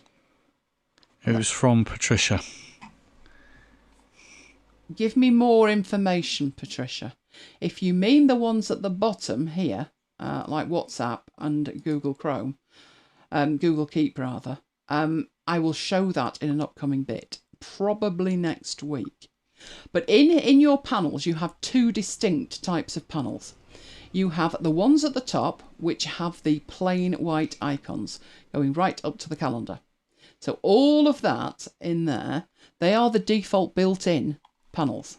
Everything below that, from Rome downwards, so I've got Rome, MacBites FM, Brooklyn's 196, WhatsApp, Google Keep, Focus at Will, and my calendar, all of those are customised. It's actually not that different to what you've got over here. So for instance, if I went to Dropbox and I wanted, let's say MacBites. So there's all my MacBites stuff. If I wanted that URL, I wanted that to appear over here. There's a plus button at the bottom, and all I need to do, it actually picks that up from where we are, and I just press enter, and that's it. Then I've got access to it. It's as simple as that. If what you meant wasn't panels, if what you meant was over here, how did I actually group those together? That's what we're going to start with next week, but I can show you that right now. So this one and this one, if that's what you mean, what we'll do is we will right click on it and say untile it. So now it goes back to being one single page, and the other one goes back to being one single page. If I want those 2 pages, and they just happen to be side by side, to be tiled, I can right click on them and I can say tile 2 tabs. And it will put them next to each other. Let's come out of that again. So untile. What if I wanted tonight's show, the MacBites, and I want to talk about Vivaldi? So now I've got a gap. I picked up the first 2, holding the command key down, and the third with the command key, and then right clicked on it and said tile 3 tabs. And now I've got the 3 tabs next to each other. All of these scroll independently. So I might want to look at something that we've got in tonight's show down the bottom. So this is some stuff that we're looking at tonight. And I might want to reference that with the show, or I might want to go into that, because what we're looking at over here is that page opened. And that Scrivener page, that's open in the other tab. But you can do 3 tabs, 4 tabs, as many tabs as you like. So which bit of that did you actually mean? Or have I missed it totally and you meant something entirely different? Let me know. Another question. Okay. What do you mean by FB? I presume that's Facebook in a box. In here, if I open up a page, like I went to Amazon, I wouldn't want anything I was looking at in Amazon to get to Facebook. Just as a matter of principle, I wouldn't. So what I have is containers. So if we look at Firefox, inside Firefox, I can make a new tab. And I have things down here. So there's a tab for Mike. Now, why would that matter? Why do I need a tab for Mike? Well, if I want to buy something on Mike's Amazon account, I don't want to log out of mine to do it. So Mike's container allows me to log in automatically to Amazon with his account active. This Our Parishes one allows me to log into YouTube and upload a mass video without logging out as me, that I'm logged into as me by default. But there is this Facebook container, and irrespective of the fact that, so what it would look like in Mike's is if I went to Mike's, it would welcome me to speed dial 2 and want me to log in. Because as far as it's concerned, this tab is not the same person using the browser as this tab. This one has a blue stripe across the top and it says Mike. And if I open this one and I say Our Parishes, same thing. It's purple now and it's Our Parishes. You don't have to go in here and open up Facebook though. So if I just click New Tab, this is me as me. But I don't want any browsing that I do to end up in Facebook. But if I just go to Facebook, apologies for anything that might come up. Oh, that's not bad. Right. If I go to Facebook, it puts it in a container straight away. It's got a white stripe at the top and it says Facebook and there's a gate, which means it's anything that happens on Facebook stays on Facebook and anything that happens anywhere else stays outside Facebook's grasp. And that's why I use Facebook in Firefox, when I ever use Facebook at all. But as you can see, I have no idea what all these numbers mean and things. I know that this one is my notifications, but flags and stuff and videos, whatever. I've not a clue. Leave them be. But that's how I do it and that's why I do it. So that happens automatically. That's just a fantastic feature of Firefox.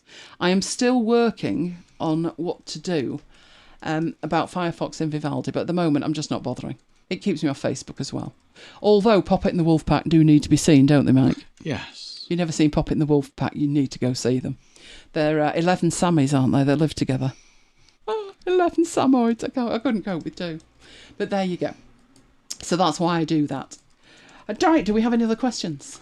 I'm just sorting Daniela out with links to after hours playlists and MacBites and things like that. Right, okay then. So I'll go back into what I was doing and then we'll hand over to Mike and then we can come back. So that was part 1 and we've not even started yet, have we? There is a lot to Vivaldi, but trust me, it's worth the effort to set it all up. It's making the difference. One of the jobs that I had, and I loathe this job. I really did loathe this job. Right, let's say I've got some tabs open and it's me researching stuff. So let's just say these at the bottom. It's me researching things and I've got 5 tabs open and those 5 tabs are links that I need to add in to MacBites. So shall we see what that actually looks like? Can we do that? We might be able to. Let's go back up here and go to MacBites. And we won't pick this week's, we'll pick last week's, the biometrics and the dating dogs. Right, what we have in here is a list of all the stuff that we want to do. But we also have potential stuff that, maybe we'll talk about this, maybe we won't. And there were some things that we didn't. But Parallels was released. So I had 2 links in there and I have to copy and paste them. So there was a things update and I had 3 links for those. I have to copy and paste the title. Then I have to copy the URL and paste the URL in there and format it as Markdown. Life's too short. So what we got that had quite a lot. Most of these have only got 2. I thought we had more than that on some of them. No, I think 2's about the most. 2 or 3's the most, isn't it? Like that one. The things one's 3. Right, so these were open in tabs, and I wanted to copy and paste them in there. And that's what takes the time with the MacBites, the extra stuff that you have to do. So I've configured Vivaldi to do all the heavy lifting of that. So what does that look like? Let's put a potential story in here as a demo. So what that would look like is that would fold up, because that one was actually done. Right. There would be a new story, new demo story. And I would want to put stuff in about that. So what I would need to do is open that up, and there's an empty toggle. And I need to put some links in it. Let's say all of these. How long would that take? Far too long. So I've configured it in such a way that I go up here and I copy them and I go in there and I paste them. And the ones that I don't want, which are those, because they're all of mine, they're deleted now. I don't need the welcome because that's got no link, so delete that.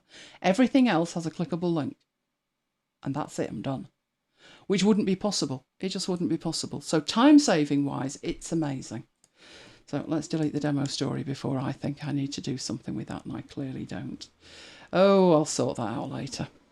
Right, if we got no more questions, I'll go back into the Prezzo. Look at his little face. You still with us? Me? Yes, I'll ask you if there's no more questions. No. Right. No, Patricia loves your voice and Sarah's going. Oh, night, Sarah. Right, so at the moment, if you want to keep up with what I'm doing with Vivaldi, I'm dedicating Ship 30 for 30, 30 days of posts to Vivaldi. The 30 days to becoming a Vivaldi lover. At the moment, I'm hoping there'll be a lot more written about this tomorrow. I've got the individual essays out every day. I just need to expand them with images and stuff of how it all works on my blog. But the page is already there, so keep an eye on that page. And the stuff that I do will be appearing on that page as I move through Ship 30 for 30. And we will have part 2 of Vivaldi Lover next week. Right, I have a freebie, and my freebie is also related to Vivaldi. It's a font. In fact, it's not just a font, it's a collection of fonts. They are Amazon fonts. There's Ember and instructions of how to use it. So Ember is one of Amazon's own in-house fonts. I needed it because I needed to make a speed dial poster. And the bit that says free Kindle books at the bottom, I needed a font that matched the Amazon font. And that font was Amazon Ember. So we have seen it in there, speed dial, that bit there. I also, as I made another one today for YouTube Studio, just thought I wanted a really clear, easy to read font. Initially, I wanted it to match the Amazon font, which was why I went for Kindle Ember. But it works just as well for other ones like YouTube Studio. So I popped those in there, and that's what I'm actually talking about. So you can get that. The URL is hideous. I do apologise for that. I think I put the link in, but you have. That's just as well, isn't it? Because I thought no one's typing that. Hence the QR code. But it's completely free. It's all to do with Amazon branding and what you can and can't do. But I just wanted the font. It also includes the A lady. It does include the A lady, and I'm not mentioning her name because she's in disgrace, isn't she? She is. She was very naughty this week. She should speak when she's spoken to. She has the ears of a bat. Oh, which reminds me, I actually turned the microphone on the one next to me, so that should probably go before she starts squawking about something. She was a very bad A lady this week. Very, very bad. Right, so I need to hand over to you for Excel, don't I? My turn. It's your turn. My turn. And if you can just imagine that says Excel Pivot Tables Part 5, that would be good. Because obviously it doesn't. No. I could come out of it and fix that, couldn't I? Just to make life easier for you before you start shouting at me. I'm not going to shout at you. Pivot Tables Part 5. Do you know, I got it. I had it right. I did. Had it right on the opening slide, and then it took one on itself. But there we go. It's Excel Pivot Tables Part 5. Right. Shall I make a start? Not if they can't see your screen, no. Oh. So let me push some buttons and then they will be able to. And there's even a unicorn for good measure. I did that at work the other day. What, your unicorn? No, forgot to share. No, it's shared now. Where you go? Right, okay. Pivot tables part 5. So I said I would cover timeline slicers as a sort of continuation of the slicer theme that we looked at last week. So what is a timeline slicer? Well, if you remember what a slicer is a way of applying a filter. So if I was to select any of these pivot tables and then go to Analyze, Insert Slicer, and then just select, for example, Country Sold To, that there is a slicer. So it's got a set of buttons on it, and I can click those buttons and it is applying a filter. It's actually applying a filter to all of the pivot tables because I connected this slicer up to all the pivot tables. So what I'll do is I'll just clear the filter and delete the slicer. So a timeline slicer is something that is similar. If you again click onto one of the pivot tables, let's just go for this one here, and go to Analyze, and there's a button there that says Insert Timeline. So they don't call it a timeline slicer. It used to be called a timeline slicer, but it's now just called a timeline. So Analyze, Insert Timeline. And what it will do is it will only show you the columns that have dates in them. So in this particular case, if we were to go back and have a look at the source data, the only column that we've got in that source data is the order date. So that's why when I click into this pivot table, and as I say, I can use any of the pivot tables, but I'm using this middle one. So I can go to Analyze, click on Insert Timeline and choose Order Date. So what I now get is I get a timeline slicer, which I can move around, position it wherever I want it, resize it. And as you can see, it defaults to months. So if I click on just Jan, then the numbers in this pivot table only change, because at the moment the slicer, the timeline slicer, is only connected to this pivot table. If I click on Feb, the numbers change again. So it's showing me, in this case, the number of orders for each product just for Feb. If I go back to Jan, you'll notice that on the timeline slicer button, if you like, there is a little marker at either end. That allows you to extend it. So if I extend it over Feb, it's changed the numbers again. I extend it over March, it's changed them again. What you can't do, unfortunately, is select individual odd ones. So I couldn't say, show me the number of orders for January, March and May. They have got to be consecutive. But you could start in Feb and you could do February, March and April. Or you could do April, May and June. So you might choose Q2 instead of Q1. So if you just want to select a single one, you just click on it. If you want to select multiple ones, just drag over them. If you want to clear the filter, it's just like you do on a normal slicer. Just click the button with a little red cross at the top. You can also change the time period. So I could go for quarters, and I could say just have a look at Q1 sales or Q2 sales or whatever. We haven't got Q3 and Q4 in there. Or I could change it to months, which as I said is the default, or years if you've got multiple years, or even days.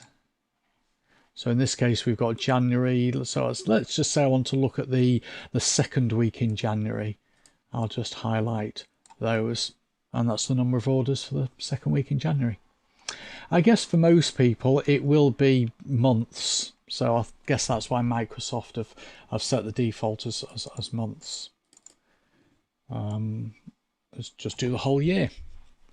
You can change various aspects about this timeline slicer. So with it selected, I can go up to the timeline menu, and where it says order date on the left, I could say select a single time period. I was going to put month then, but of course it might not be month. So select a single time period or drag for a range. So it just gives people a little bit more of an instruction. Let's say we didn't want to allow people to change it to be years or quarters or whatever. So I can just take the tick out of one of these. It's forgotten. Oh, there it is, time level. It's that one. Yeah. So I could actually turn that off. And then it's forcing people just to work with months. Of course, they can turn it back on unless you protect the timeline slicer. Then they couldn't turn that option back on.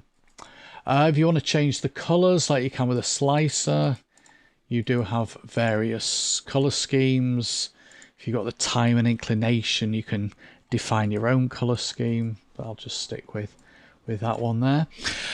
And what if I wanted to attach that timeline slicer to the other two pivot tables?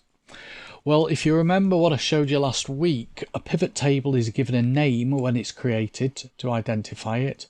So this pivot table here, if I go up to the Analyze menu, is pivot table 4, and that's the one that's already attached to that timeline slicer. That one is pivot table 2, and that one is pivot table 1. So if I click on the edge of the timeline slicer, go up to the timeline menu and go to report connections, it shows me all the pivot tables in this file, not just in this sheet. As it happens, the only pivot tables exist in this file in this sheet, but it's just a case of selecting the other two pivot tables, clicking OK, and now as you click on the months or you select multiple months, it's showing you the revenue per product, the number of orders per product, and the revenue per month just for the selected items. So in other words, it's applying the slicer to all three pivot tables. Okay, just see if there's any questions. No, we are talking about unicorns. We are always talking about unicorns. Yes, and just really for Patricia's benefit, this started, I think, with Dee a while back. Unicorns. No, it started with my demo, and Dee professed her love of unicorns, so I try and put unicorns, and particularly pink ones, into as many Excel demos as I can. Okay, so Kim says, can you move the title around in the box? I don't think you can, Kim. I think it's fixed there. Yeah, it looks like it's fixed there, and with a fixed font. I guess what you could do, I suppose, is you could turn that off. You could, is it going to let me drag it? Yes, it is. Could I then stick a text box in? So I could maybe stick a text box over here, type that in there, which then does allow you to change the font and things. And is it going to let me group? If I click on the timeline slicer and then shift and click on the text box to select both, can I then go to shape format group? It looks like I can. And that way you should be able to move. Yeah, the whole thing moves as well. So yeah, you can fake it just by adding a text box for the title. Okay. Right, the other thing I wanted to show you, which is nothing to do with timeline slicers, was a little bit on the design side of things. So if I click in a pivot table, I'll just pick this one at random. You've got this design tab over here. Subtotals I'll come on to shortly, because we haven't got a pivot table in the right layout for that, so I'll do one of those in a minute. But grand totals, you can actually turn the grand totals off or turn them on. So sometimes you might not want to see the grand totals, particularly if it's a percentage. So let's just turn the grand totals back on. If I'm not interested in the actual revenue, but I want to show each one of these revenue figures as a percentage of the grand total, then I can just right click on one of those numbers, and from that menu that pops up on the right click, I can do show values as percent of grand total. Now, because that's always going to add up to 100%, I don't really want to see the grand total. So I can just go to design and turn the grand total off. So that just disappears. The report layout, I'll come on to that in a second, and the blank rows.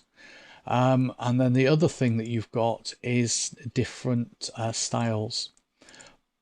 But because I actually manually applied formatting to these cells here, it's not going to apply the style. So the individual cell formatting overrides the style. So let me show you some of these other options now, but I'll need to just build a quick pivot table to show them because they apply in a certain situation. So I'll go back to my data, insert pivot table, stick the pivot table, I'll stick it in sheet 1, click on A1, there we go. And what I'm going to do here is I'm going to drag product into rows, but I'm also going to drag country sold to into rows, and then I'm going to drag revenue into values. And that gives me a pivot table that shows me the products. Then within the products, it shows me the countries, and then it's showing me the revenue. So by adding product and country into the rows, you've got product and country. Interesting, I can swap these over, so I could have country and then product, and then I'm seeing the countries as like the parent and the products as the child. I'll leave it as that. So what we've got here is we've got China's total and then a breakdown, and then France's total and then a breakdown, and then Germany's total and a breakdown, and so on. So when you've got a pivot table that looks like that, over on the design tab, some of these things then make a little bit more sense. So for example, subtotals, I could say don't show the subtotals. So it just shows the countries as headings, and then it shows the revenue for each product within that country. So you can turn the subtotals off, or you can have the subtotals at the top of each group, which is their default position, or you can have them at the bottom. So you've got the heading, then the detail, and then the total. Then the heading, then the detail, and the total. Okay, so you've got various options there for where you want to show the subtotals. The grand totals, as I said, can be turned on and off. Blank rows, you can insert a blank line after each item, does what it says on the tin. So after all the China ones, it inserts a blank line. After the France ones, it inserts a blank line, and so on. Or you can not have the blank line, just to space things out. On report layout, we could have repeat all the item labels. Now that actually makes no sense unless I change the layout. So you've actually got three layouts: compact form, which is the default, outline form, which is that, and tabular form, which is very much like outline form, but you've got grid lines. So you can see the difference between those two. You can also see the difference between compact and outline. So with compact, then the two items from the row section are in the same column, but the second item is indented. Whereas with outline, the products are in a column of their own. So now I've got this particular layout. If I go up to report layout, repeat all items, then what you get is that. Self-explanatory, I don't need to talk through it, you can see what it does. Or if you don't want it to repeat the item labels, you just turn them off. All right, so that's actually our last look at pivot tables. Oh, much weeping and crying. I'll find something else to do next week. Unicorn breeding. Yeah. So that was design and timeline. unless I do think of something else pivot table-ish next week. But oh, you're such a tease. I am, but I've got one or two other things to show you which have only recently come out because I got an email today. More on lamb bananas, if I can get my head around it. Oh, the lamb banana. Yeah, they've made some improvements and added some features to lamb bananas. Dee's making radical statements here, like liking the new white bezels. I had a white bezel for years. Never thought about it until they went to black, and now I don't want white. There you go. Pivot charts. Pivot charts. Pivot charts. Okay, I'll do pivot charts next week. See, that's Mike sorted out. Right. And I'll do lamb banana the week after. Oh, excitement. Okay. So I will switch over back to me. Right, Mike out. So, Scrivener, part 3. I have put the links in there. Let's see if Mike's got the ingenuity to work out where they are and post them from there. I'll leave him with that. Right, it is our... Why aren't you moving? I just play with my mind. Really isn't either. That could just scoot on about 15 posts then, but it didn't. So, it's our Creating Content with Scrivener series. So far, we've done part 1, which was the introduction to Scrivener. So there was probably more to that than you expected, but we did that. That's a direct link to the place in the After Hours replay where the Scrivener thing starts. And then last time we looked at creating your first Scrivener project, which involved templates and customizing templates and all other kinds of things. So let's head on with today's. So I'm going to need that to disappear up there so I can see what I am doing. Right, okay. I've got a file open. It's the email file. So what we're doing today is we're looking at the binder and how best to organise the binder. Now I do think, didn't I have a demo? I did. Is it still where I left it? It is amazing. So there's a big difference between how I've got my binder configured and what the default binder looks like. The only thing that I don't tend to fiddle with is changing the background colour of the binder. You can do. We'll look at that when we look at customising Scrivener itself, the actual application. But I tend not to. Some people have these day-glow green, whatever makes them happy. But I do tend to leave that be. So the first sort of customisation that I'm going to look at is things like the icons and the colours. Right, so we're not necessarily going for something as complicated as this is. This is actually really organised, believe it or not. If I fold everything up, it does make total sense. I have an inbox at the top, then I've got my admin section, which is the formatting and how I format it. So that's information, it's meta information. It's not the actual, in this case, emails.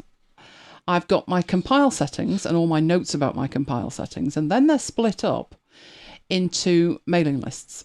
So the MacBites and the VIP get most mail. But this bit here, which if you look at it, is the icon with the blue stripe on. So this is actually the drafts folder. I don't use the drafts folder, not in here. But what I've got hidden underneath it is my other mailings that I may have to send out. And I have that showing more as a separator than anything else, with those folded up underneath it. But within MacBites, so let's fold everything else up. I have that split into 3, which is the content library, the mails, and the advent days. So the content library is actually content that goes in here. So if there's links that I need, and I have a section called quirks, which is sometimes during the advent thing that we do, we put in like a photograph and say, what's this? And things like that. So quirky stuff. Then I've got shards. Shards are individual chunks of stuff. So if I want to put in something about how to spot, or I want to put in something about DevonThink, I can, because they're all in here and I just copy and paste them from there. So that would look like that. Everything about DevonThink, I can just copy it and paste it. So it's shards of information. Then I've got the posters for the Build With Me's, for the MacBites After Hours, for MacBites, all the posters in there. There is an archive of posters, and then they are organised by what they actually are. And because it's an archive, I've changed the icon, and then I've got images that I want to put in. So that's what I have in the content library. And then I've got the actual mails themselves, which are organised by week. And again, these are not icons that ship with Scrivener. All of this is customised. Underneath that, I have an archive, which is by year. And then within that, by day. So at this point, these 3 weeks can probably go. So put them in the archive. And it's as simple as that. And then I would make a new one outside of that. But the point is, all of this is customised. So, and that isn't customised as far as I've seen a binder be customised. But that one, it's mainly the icons. So let's take a look at the demo blank and let's prettify this a bit, shall we? Now, before you start doing it, do seriously think about what you're doing, because this draft folder, I know it's the draft folder because it's got the blue stripe on it. So if it's the drafts folder, I would tend to leave it be. But I would need an inbox. So I will create my inbox there. Now, shortcuts to know and to memorise, because they work in so many different applications. I can move these up and down just with shortcuts. And that shortcut is Command Control up arrow. And if that was part of my research, I could Command and Control right arrow to indent, left arrow to outdent. Move it down with the down arrow and up with the up arrow. So just remember Command and Control. And that way you're not forced to go in here and start dragging it about and think, that's it, I want to, oh no, now it's indented. Now I've got to drag it out. And you're waiting for that blue line to twang to just the right place, and there it is. It's just too fiddly. It's too fiddly. So never do that other than with the shortcuts, because that's far easier. And it works in Omni Outliner. It works in so many different applications that it's a standard set of navigation keys on the Mac. Right, so there's the inbox. Right click on it and down to change icon. And you have a range of icons. So last week I changed one of them to the inbox, and that's why that's up there as the recent. That's the last one that I used. Beneath that, you've got this section of icons where there is a disclosure triangle. And that's because it's a book, but there's lots of different icons that are related to the books. 3 that are related to the characters, different coloured flags, locations, notes. The to-do has got 2 states, on and off. There's different ones for the TV, new style or old style. And then you've got what they call a way station, which again is 7 different coloured icons that you can use. So these are grouped because there are multiple icons that belong in that group. But the ones that you see below it, these are available by default, and they're just there in alphabetical order. So luckily for me, in here, that's where the inbox one is. I know it's at the top as well, but that's just the recently used list. It doesn't matter where you choose it from. It's the same icon, and you change it. But this draft folder, if you change the icon, how are you going to remember that that is the Magic Drafts icon? The folder, the Magic Draft folder. Or it's sometimes called manuscript or something else. So I tend to leave that one alone. Or use it for something entirely different, but leave the icon the same. So I know which is which. But other folders that I might need, if we look at what we've got here, I've got admin. And admin's really useful, because I can put anything in there that's like the wiki, my instructions. So an admin one wouldn't be a bad idea. So add a new folder. Call that admin. I actually put that in capitals. And then again, you just need to change the icon. So down to change icon. Where have you disappeared to?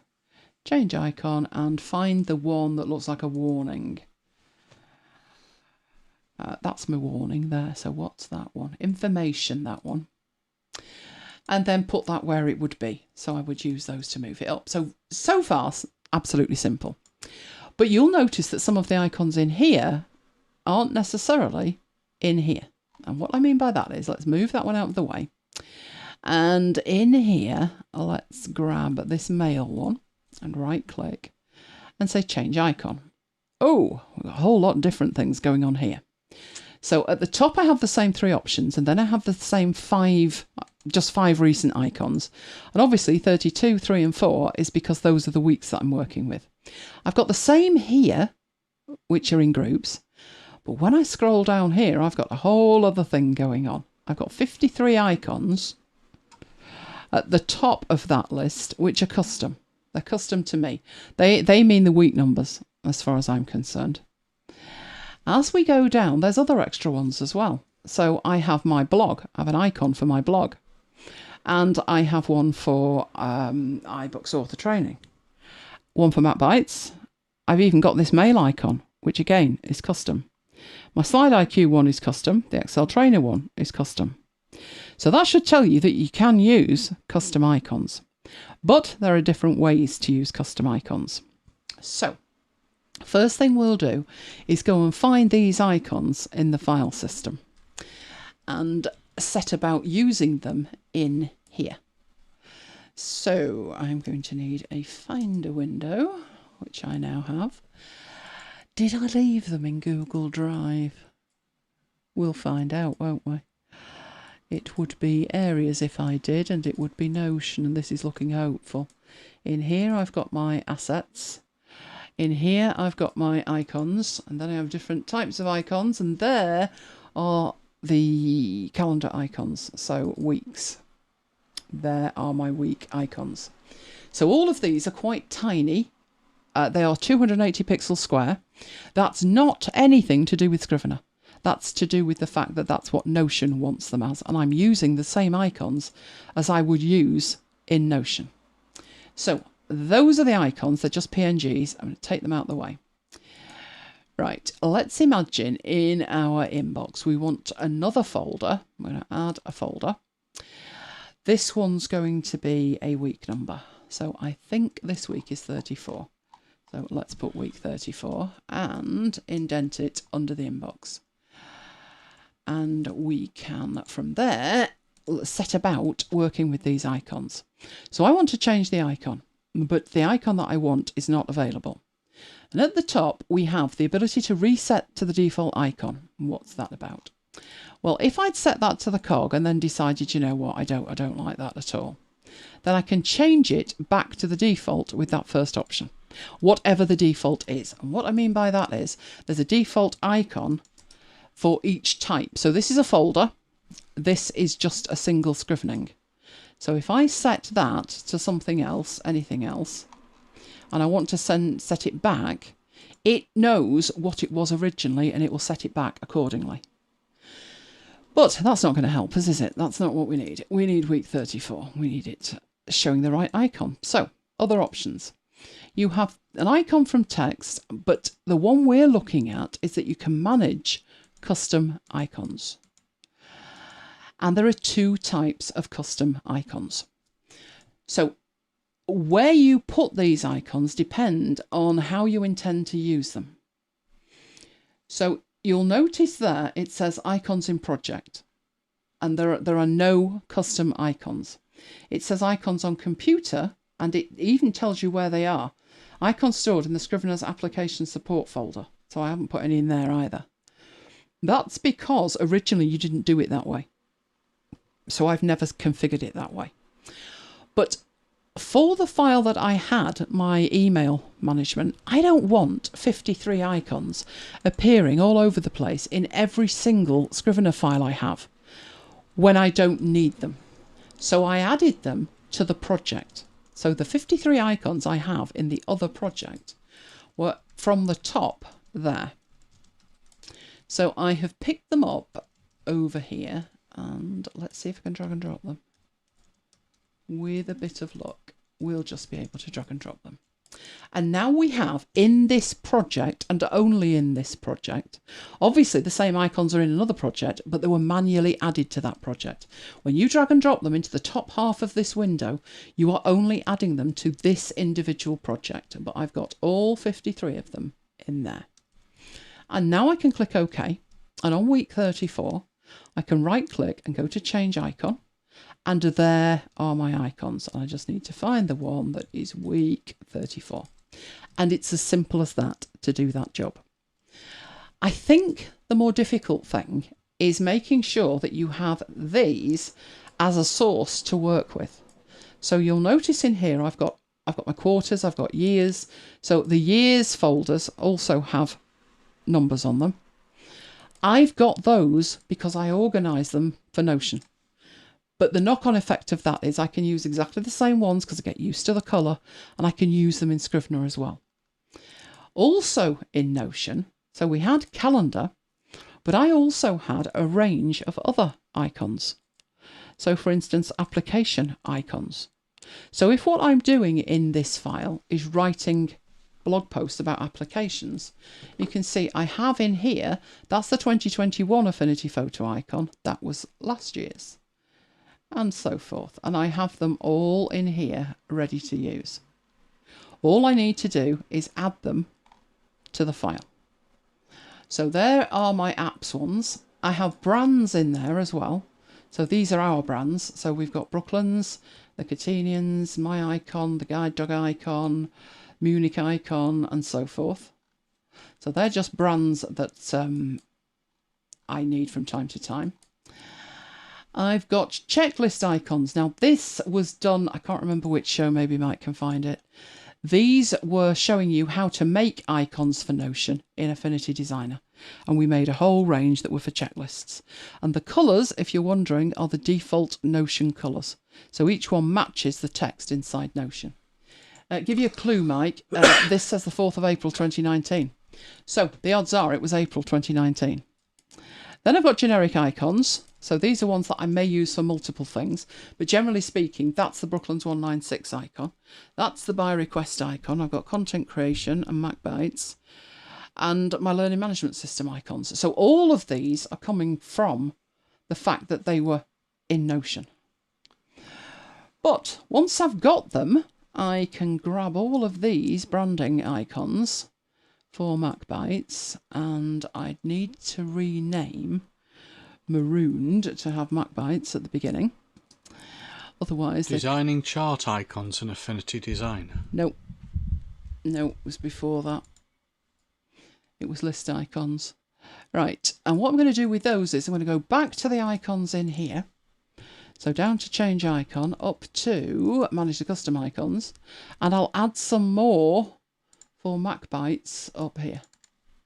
And they will appear down the bottom, and they should be alphabetical, which they are, which is why I put MacBites on Marooned and OK.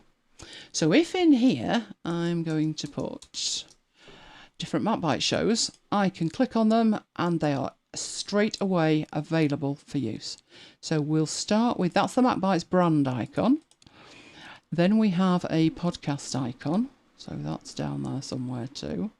That's the podcast icon. We have an after hours icon, which is that one. And what else do we have? We'll pick the marooned one for old time's sake. There we go. So it's that simple to do that. Patricia wants to know where you got the icons. Which icons? Which ones? The MacBites ones. I made all of these. All of these icons I made. That's what I'm saying. We did do a session on it, on how to make them in Affinity Designer, didn't we? And it was creating artboards and exporting from artboards and things. So it was around March, April 2019. Before all this lockdown malarkey. He's having a look, bless him. He'll get there in the end. If not, I'll find it and pass it on.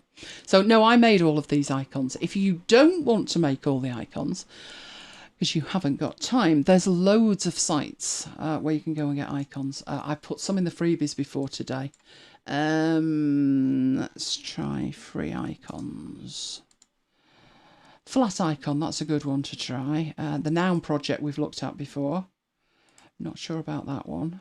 What else have we got? We've clearly used that one before. So you've got a whole range of them here. Now these are quite plain, but some of them have got some colours in. You could use them as a starting point, or you could download them. And normally what you get is an entire set. So this one would probably be handy if you think about the kind of stuff I do anyway. Oh, that is so good, because that saves me having to extract them and make them all the right size and whatever. So that one is icons8.com. There is this one, which is free icons, and this one you actually look them up. So if you want to search for an icon to find something, so maybe soccer or food or something like that, medical, even these that represent data files. So they're a specific look and they're all identical, but each one is representing a different type of data. So all kinds of files with extensions in there. The noun project, this is for like it says for everything. It shapes like exercise and anything when you do it by searching in there for it, and it will find icons. Alternatively, you can get these and you can download them. Loving the cats and dogs ones, loving them. But I know many people who use these inside Notion. Oh, COVID icons. Well, that's just what we need, isn't it? Who doesn't want a collection of COVID icons? Me. There's somebody who doesn't. Now, you see, they're not actually icons, so they're just COVID related, but they're not actually icons. But you can limit that to the icons in here. And as it says, there's 3 million of them. I don't think you'll run out of icons. Not anytime soon. Loads and loads of icons in there. The other one, flat icon, is very, very popular. So let's get rid of that. There's loads in here. And these, again, are in kit form. So if you wanted like icons for something specific, a collection of them, then you can do that. But they are very, very good, and they're all free. So I'll keep those links open and then I'll copy them later. Because you've seen how quick I can do that now. So there's no problem at all with that. Right, let's get back up to that. So we got some icons in here. Right, but this is looking fairly plain by comparison to mine. Even though I've got the background looking the same, I like to have some colour in here to indicate certain things. So I think one of my files, this one's got all sorts in it. This is frightening. But if I go to completed courses, in there, there's an introduction to Pixelmator, and you can see in here, I like colour. I like seeing it turn to green. In essence, I just like seeing it turn to green. Now that's an outline. There's nothing appearing over there. How did I organise this? Let's have a look. There we go. So in the binder, what I've got is green dots that represent this. And we can see the green dots, but we do not see anything here. So how do we get that working? Well, although we're looking at the binder, we're going to have to take a step aside and look at another feature, because that's how the binder actually works. So normally I have it looking like this, and if I'm working on something, I may have some random notes in the synopsis. I tend to put resources in the notes, but down at the bottom there's two options. One is label and one is status. We will deep dive this in a future show, but all we need to know at the moment is if you want colour appearing over here, indicating something, so it's not started, it's in progress, it's complete. This is where it's coming from, the label or the status. Now we made this by default and we got 6 different labels, red through to purple. These are very, very pale by comparison to what the default was in previous versions of Scrivener. It does look nice, but they are pale. And the yellow and the orange in particular look very similar, and likewise the orange and the red look quite similar. The good news is you can change all of this, and I do mean all of it. The status is actually, it's like a bit of a misnomer this. The label is a colour, but the status is actually more like a label in terms of its text. So what shows as colour in your binder is the label. So if I set the status of this label here to green, because it's complete, then what we want to see up here is a green dot. Now, obviously, we're not seeing a green dot, but we will be when we turn it on. So the thing is, by default, you don't see your label, but you can turn that on. So in the view options, instead of thinking, oh, it's the binder, where's the options for the binder? Think in terms of what it is you're doing. And what it is you're doing is colour. So you have an option for using the label colour in. And then you choose, do you want to see it in the binder, the icons, the index cards, the outliner rows, the scrivening's titles? Or do you want to show it as the background colour in the binder? So you have a whole range of options. Now, for this to work properly so you can particularly see it, I'm going to add a few more items in. And the reason I'm doing that is I've changed these icons here. So although they may change colour if I do that, not as much as these will. So for demonstration purposes, we've changed the icons. These ones, I'm going to rely on the colour of them. So I would start there by saying that one is red, it's not started. And this one will have that as orange, it's underway. But as you can see, nothing's showing at the moment. But if we go back to view and down to use a label colour and we say in the binder, that's when the dots appear. And the good news with that is if we carry on doing that, so this one is then at the yellow stage and then finally it too changes to green. And just for the sake of completeness, we'll add 2 more and one will be blue and one will be purple. So we've got the whole range. There we go. So that's how you see the dots, but you might agree with me, they're a little bit pasty. So the good news is you can change those colours if you want to. Last week we looked at a site where we could do just that, and I do believe I downloaded and put in one of these folders. Where have you disappeared to? I could have sworn I did that. Well, I did, but obviously it's got other ideas, so never mind. We'll do it just inside here. So these are the colours that you've got applied over there. Within the view, and I will go through and change them shortly, but you can choose in here to show us the background colour in the binder. Now, what does that do that's different than the dots? Well, if you're finding those a bit tricky to read, one option is to turn on that as the background colour. And instead of the dot, you get in there the entire background of it, the same colour. That's actually quite nice. I do quite like that myself. But also back in here, in the use colour in, you can use it in the icons. We turn that on and the icons change to the same colour as the label. Which might be getting a little bit too much, but we'll keep going. Your other option is to use it in the index cards. But index cards where? What are we talking about there?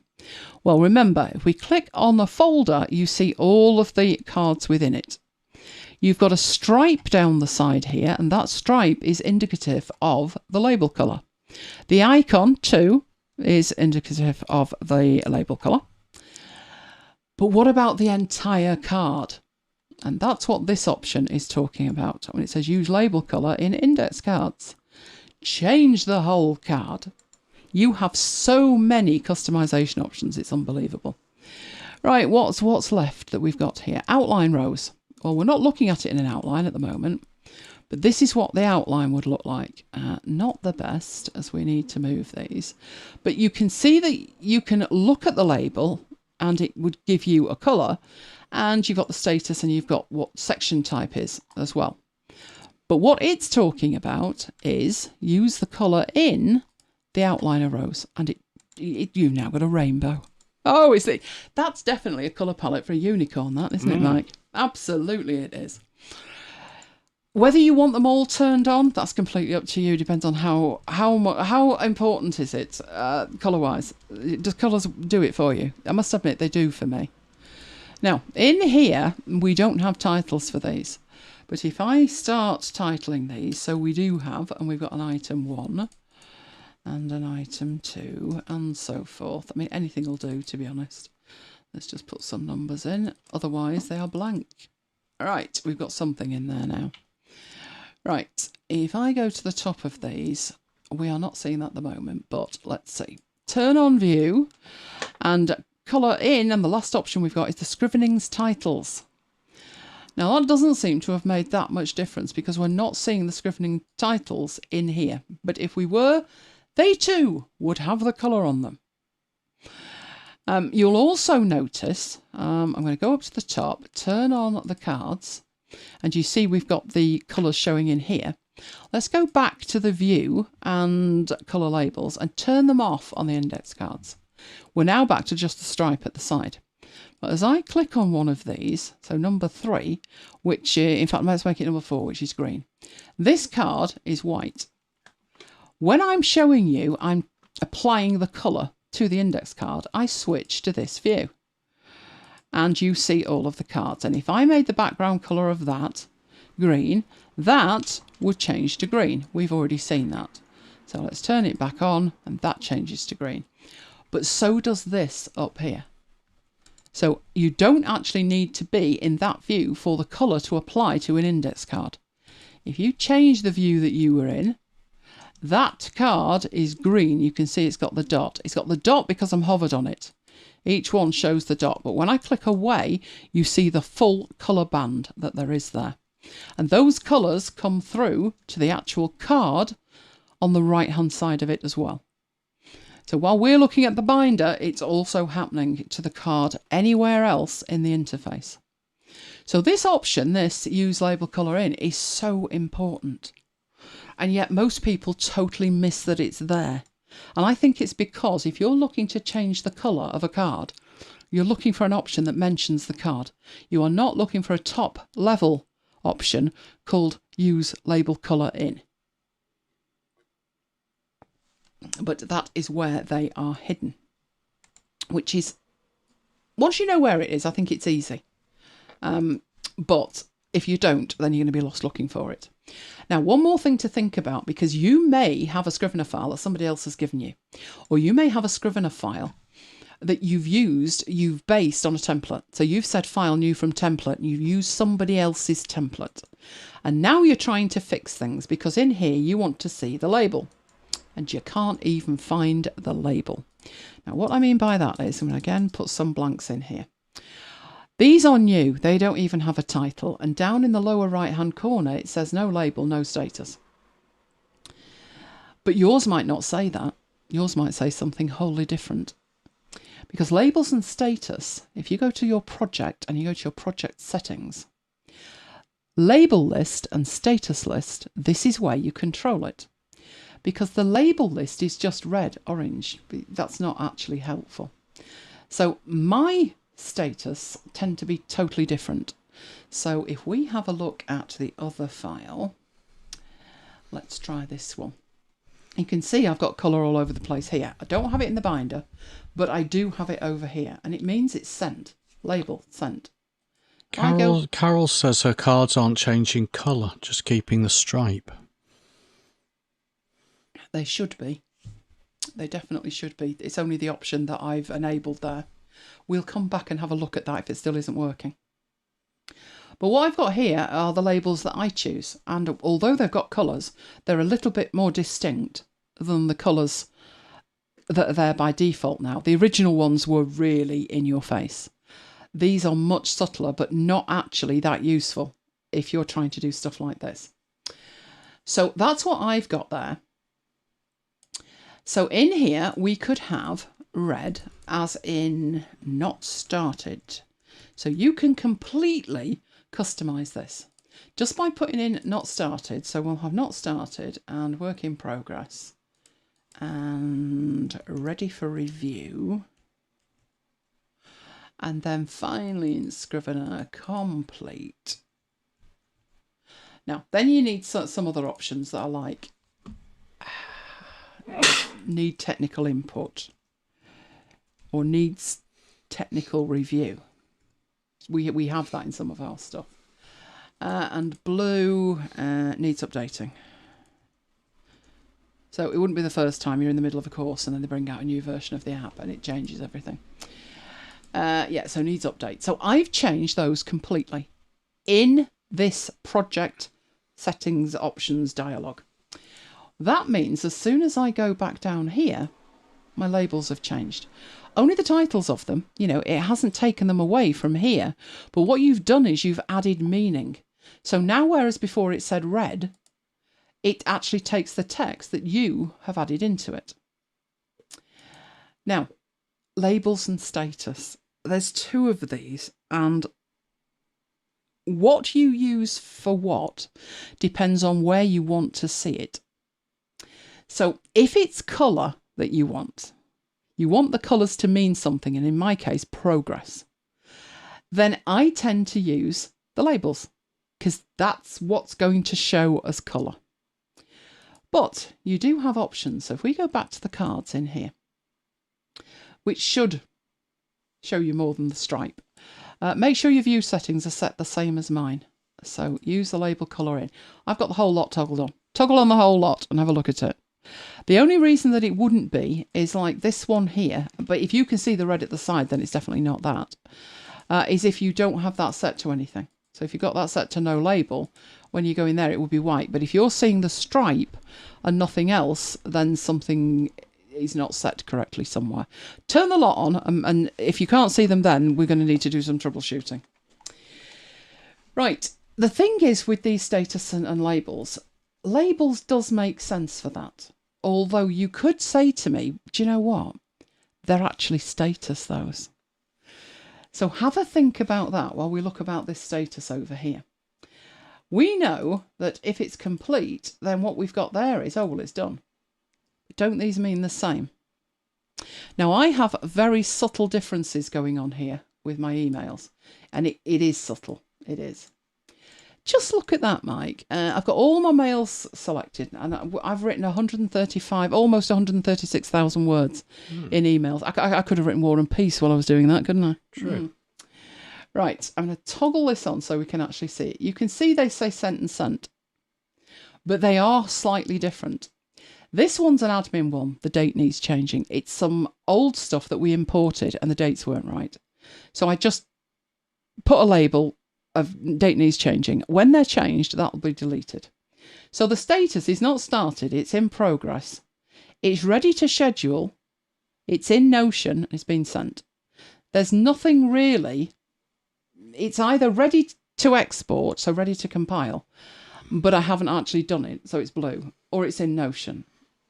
But over here, it's slightly different. It's like, that's still to do. It's a work in progress, but I don't know. I'm not being specific as to what progress. Or it could be awaiting a poster, awaiting the YouTube link, awaiting the content. There's different stages of work in progress. So while it looks like it's overkill, it's two things doing the same thing, it actually isn't. But what use is that if you've got to squint down there to see it? So if we've got this one's not started. So that would be a to-do. And this one is started. So that's in progress. And let's say this one here that needs work on it, I've actually got some useful thing, which is this is just a first draft. It needs updating. But the information's down here and it's really tiny. So is there much point? Well, the thing is, back in this view, it would be cool if you could see the status as opposed to the label. So we know the label's the colour, but I'd like to know what the actual status was. I can see if it's yellow, it's in progress, but what we're waiting for. And I'd have to squint down here in mine and have a look at that. But you also have options in regards to what you see there as well. So in your corkboard, you have the ability to show status stamps. So let's do that. Oh, that's just too cool. So now your status is stamped right across it. So if some of these white ones, currently white ones down here, are work in progress, they could be different levels of work in progress, and there would be no indication of that just by the colour. But if in our status we wanted to say that's the first draft and that's a revised draft and that's a final draft, then by turning those on in the corkboard view, you can see, despite the fact they're the same colour, you can see that one's the first draft, one's revised and one's the final. So although there is some overlap between them, if you would rather see things stamped across the cards like that, which I must admit I do love that. I turn all of this on, turn it all on. You can never have too much of this. I do believe in the MacBites one. Let's have a look at the MacBites one and bring it on. I am 2 posters behind, crying out loud. But that only serves to prove the point here. So what I've got in here, let's do that so we can see them all, is the posters. And you can see they do have done across them, apart from this one that's not started. But you'll notice, not started or not, Jonathan might collapse if he's not already gone to bed. Date released, that would be Tuesday. Already know when it's coming. Oh, loving it. But I do have the stamps over the top of these. Even when it's showing an image, I still have the stamp over the top of it. Love it. Can't have too much of that. You can't. Now, one more thing you can do in relation to that, which isn't technically to do with the binder, but I'm mentioning it now because if you use somebody else's template, you might have come into this and thought, what's going on?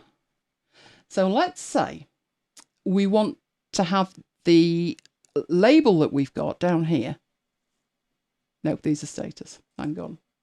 Let's set that back. No status. So the one on the right is the status. Let's say instead of status, we wanted it to be like, well, it's the draft status. It's always going to mean the draft status.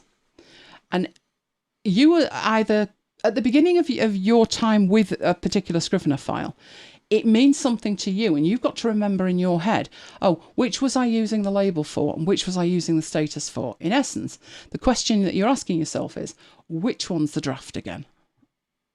And obviously I've been using Scrivener for 15 years and I know the difference between the two, but it can mean totally different things in different files. And that's why you can completely customize that. So back up to project. And in project settings, you know we had the label list and we changed the actual words next to each colour. You can also change the colour. So just by double clicking on that, you can bring it on. And if that's just, it's too weedy, I definitely need something in your face, then you can do that. And you can start with there and take that down if you want to, but we'll leave it like that.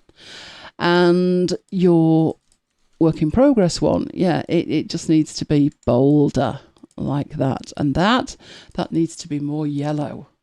So you start off with where it is and then make it bolder and brighter. So you can do all of that. You can change the colours. That's far too, that needs to be more yellowy. That actually looks much better. Let's take it up that way. So it's more yellowy. Right, so that's the first thing you can do. You can change the text here and you can change the colour. But you can actually customize the entire title. So at the moment, let's come out of here and go down to this one and take that off and take that off. So by default, that's what it looks like. It says no label and no status. But if we go up to the project and we go to project settings and in label, we change that to progress. You've totally changed the title for the labels.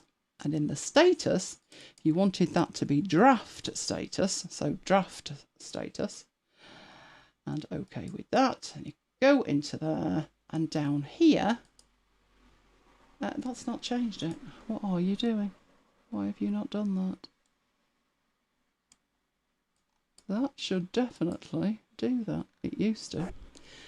I wonder where we're going to see that. Where's that going to pop up? Let's have a look in here. There we go. So it's not showing it down there, but it is showing it up here. So if I in there had that set to something, so work in progress and first draft and click on here, my stuff comes in here and here's the status, but it's actually saying draft and progress rather than status and what you were saying before. So you can completely change that. Label and status is only the starting point. I remember when I started in Scrivener and I thought, well, which one do I use for which? Because instantly I thought, well, there's a huge overlap between those. And it was only when I started using it, I thought, oh, right, okay. It needs to be that I think of it in two different ways. I think of one as being text and one as being colour. And if you keep that distinction, then it becomes easy. But if it is important to you that you change it, then you can actually change it. Project settings and your label list and your status list. But label list is to do with colour and status list is to do with text that you can then stamp on the top of elements within there. So what would you change it to? Let me know. Right, other things you can do in here. So you can change an element in here. You can change this to be a separator. So show as binder separator. When you do that, it extends backwards. You can still have colours applied, although I tend not to if it's going to be in there. And I also tend, if it's a separator, to just do that. You could change the icon if you wanted to, but that is a binder separator. It behaves the same. It doesn't stop you putting content in it, doesn't stop you adding a label, doesn't stop you changing the status, but it actually displays slightly differently. So if we duplicate that, we get another, helpfully adding one on the end. Lovely. Oh, don't do that. Come on. It's dark here and I can't see the keyboard. Right, I can use that to separate stuff. Now, is that good practice? It's just handy that it's there. Some people, this happened where you used to be able to leave that blank. You didn't have to put anything in it. But now that comes up as untitled document and people went absolutely nuts with a developer. I mean, we're talking like death threats and you're like, take a chill pill. I know I get married to my software, but good grief. But they did. They went absolutely mad. So he added in this ability. But do you need it? Not necessarily, because that's week 34. I do use that. I use it for a particular reason. So if we go back to one of my files, I do have that working in here. Because if we open up last week's, these were the mails that were sent last week. And that is a separator, and that is a separator, and so are all of these. Or are they? Well, they're displayed as separators, but actually they're folders with content in. So it's all semantics. It's all what you want it to look like, and then work out what features you've got and how you could use them to get the look that you're looking for. If I open up these, you'll see, I know it gets confusing, but if I open up those, I don't see the individual details. I just see Monday through to Sunday on each one. What I can do is hold the Option key down and open them up, and then I see the individual mails themselves. And there they are. But I choose to have those displayed that way, so they indicate to me that it's a day. But that's probably the only file I've ever done that on. Other than that, I probably wouldn't do that. But if you can think of a use for that, let me know. Let me know.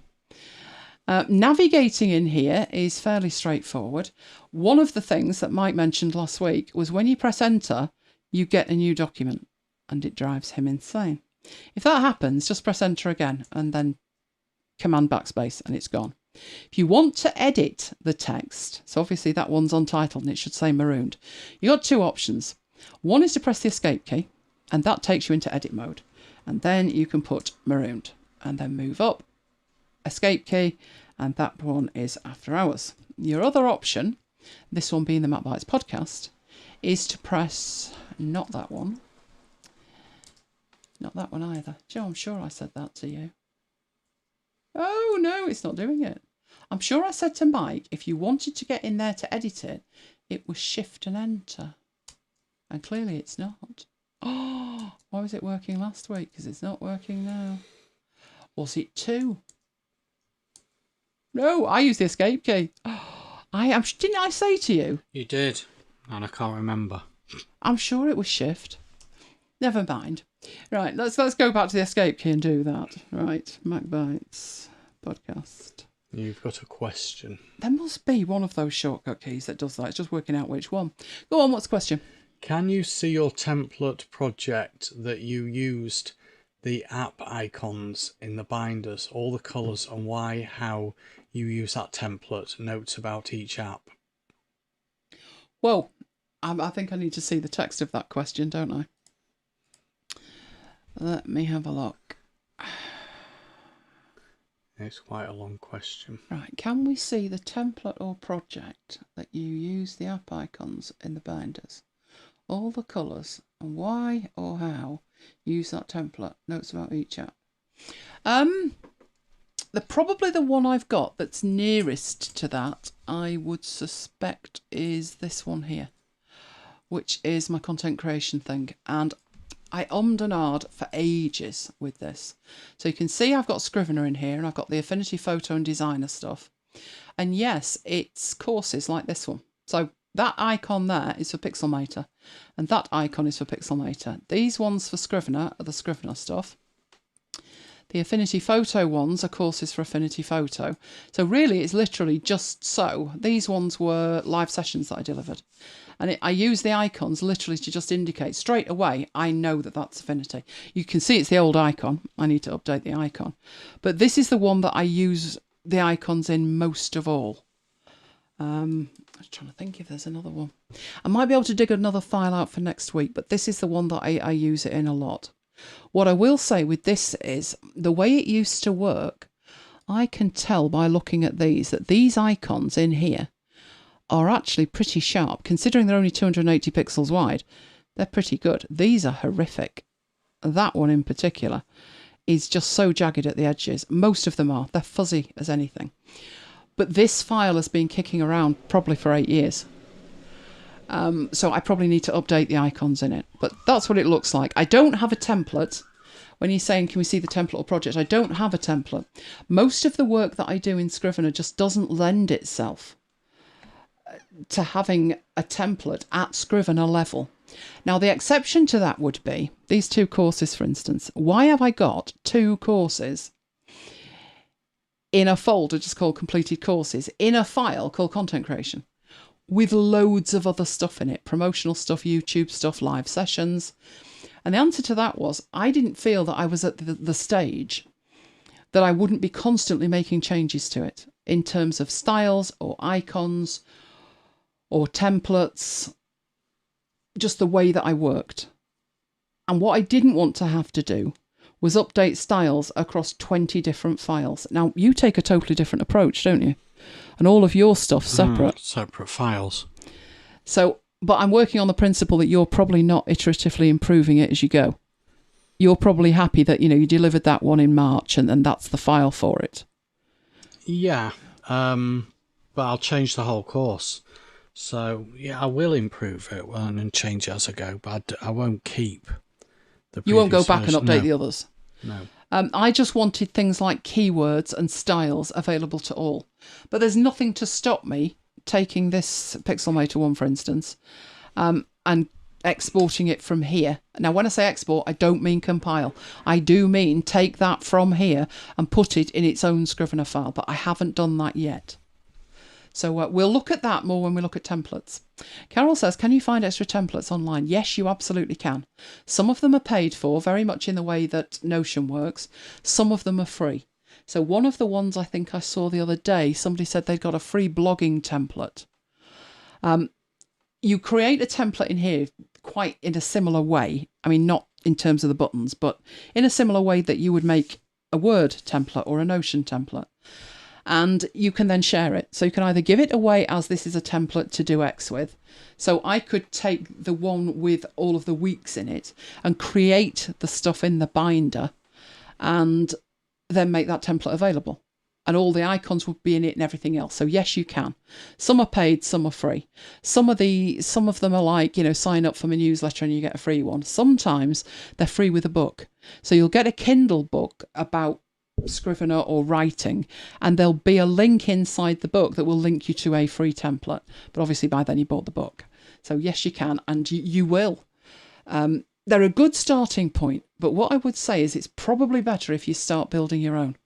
They are a great starting point, and you might think to yourself, oh, I know what I saw the other day. A series Bible. So if you're creating something where it's going to be a multi-part thing, there is this template available. But if we put in Scrivener blogging template, we'll find at least 2 because I've seen them.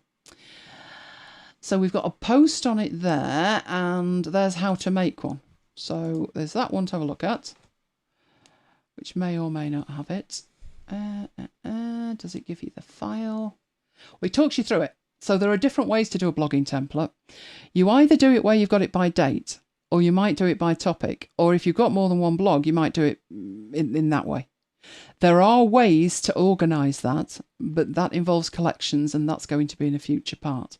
But there's an example of how to build it, that's going to take you through it in how they recommend that you build it. This one, that looks like another one of how to do it in Scrivener. But there is, if we go back to this one, and we try free download. I guarantee you there is one, there must be. Scrivenerville, that's one. And there you go. All freelance writing. There you go. Oh, since it was released in 2006. So that's if you're managing a single blog. There was a multiple blog one. So they've organised that by year and then by month. And you can just click there to download it.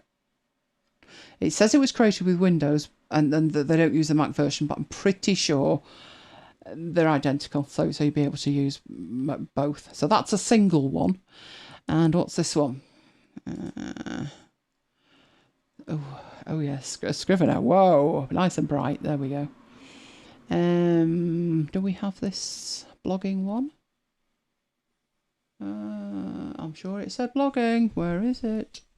Are you bait and switching me? That's naughty. Here we got some there. Blogging templates. There we go. Lots of different blogging ones. So I'll grab that. No, don't do that.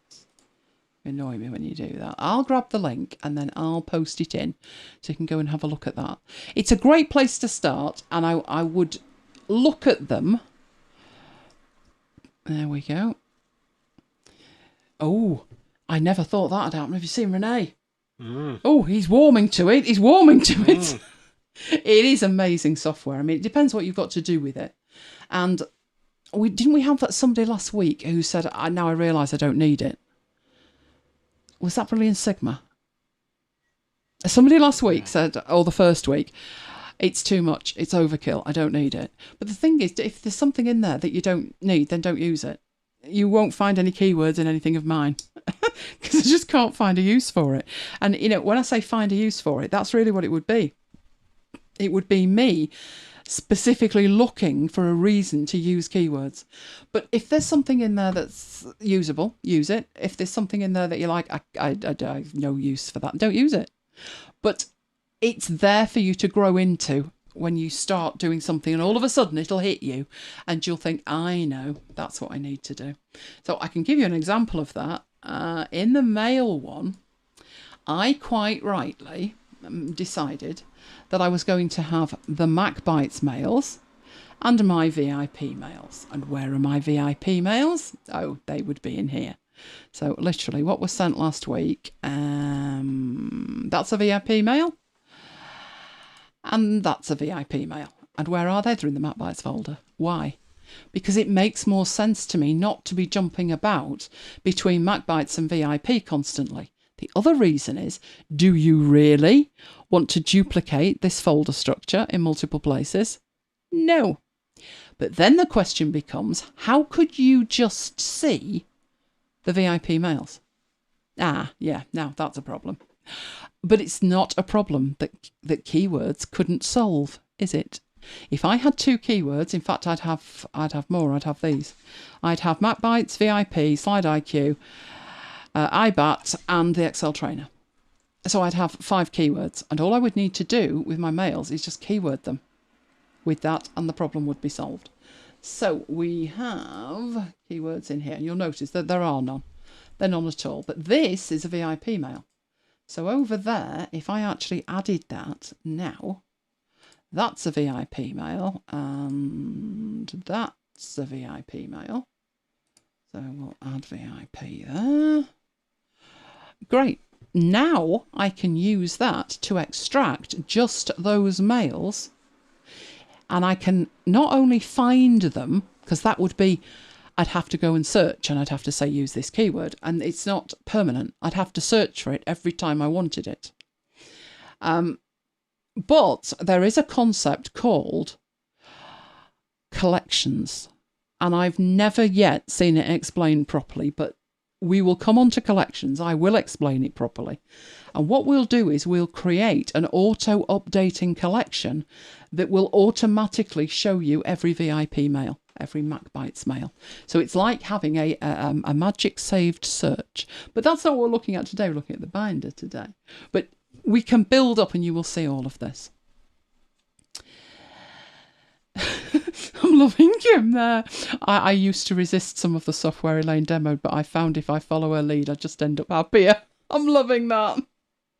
Oh, and Renee's all warm and bothered. Do we need to know that, Renee? Is it the software that's getting you that way? No, it's the root beer. Okay, so back to the binder. Which page am I on? Right, okay. Navigating and organising. Right, the one thing that I do a lot in MacBites, less in here, but a lot in MacBites. So I'll show you in here. Let's get rid of these two because they're just muddying the waters. So we've got some items, we've got some untitled, but let's say what we actually have in here is, if you think about how the MacBites one works, I have multiple folders. So we've got week 34. If we added in there, so let's add a new folder, and that one is going to be week 35. Now, we know that we already have the icons in there, so that's really straightforward. Just go and find 35 and add it. Awesome. And then within there, start putting items in it. So I'm just putting items in it. Right. You've seen my file. So if I bring my file back, yeah, Confusion City, because there's a lot of stuff in there. So what makes sense to me is if I'm just looking at the mails and I want to work with those mails, maybe in that view where I actually see it, or maybe I want the outline view and I can open them up so it looks like that. But what is useful over here with all this stuff in the binder is like, do you know what? I just want to see those two. What are you doing now? There we go. So what I've done is I have what they called hoisted the binder. So I'm focusing on week 32, and these were the mails that were sent, and I can get into each one individually. But I can focus just on that week. I do not want the rest of it, because the rest of it, if we look at it, it's like, oh, what am I looking at?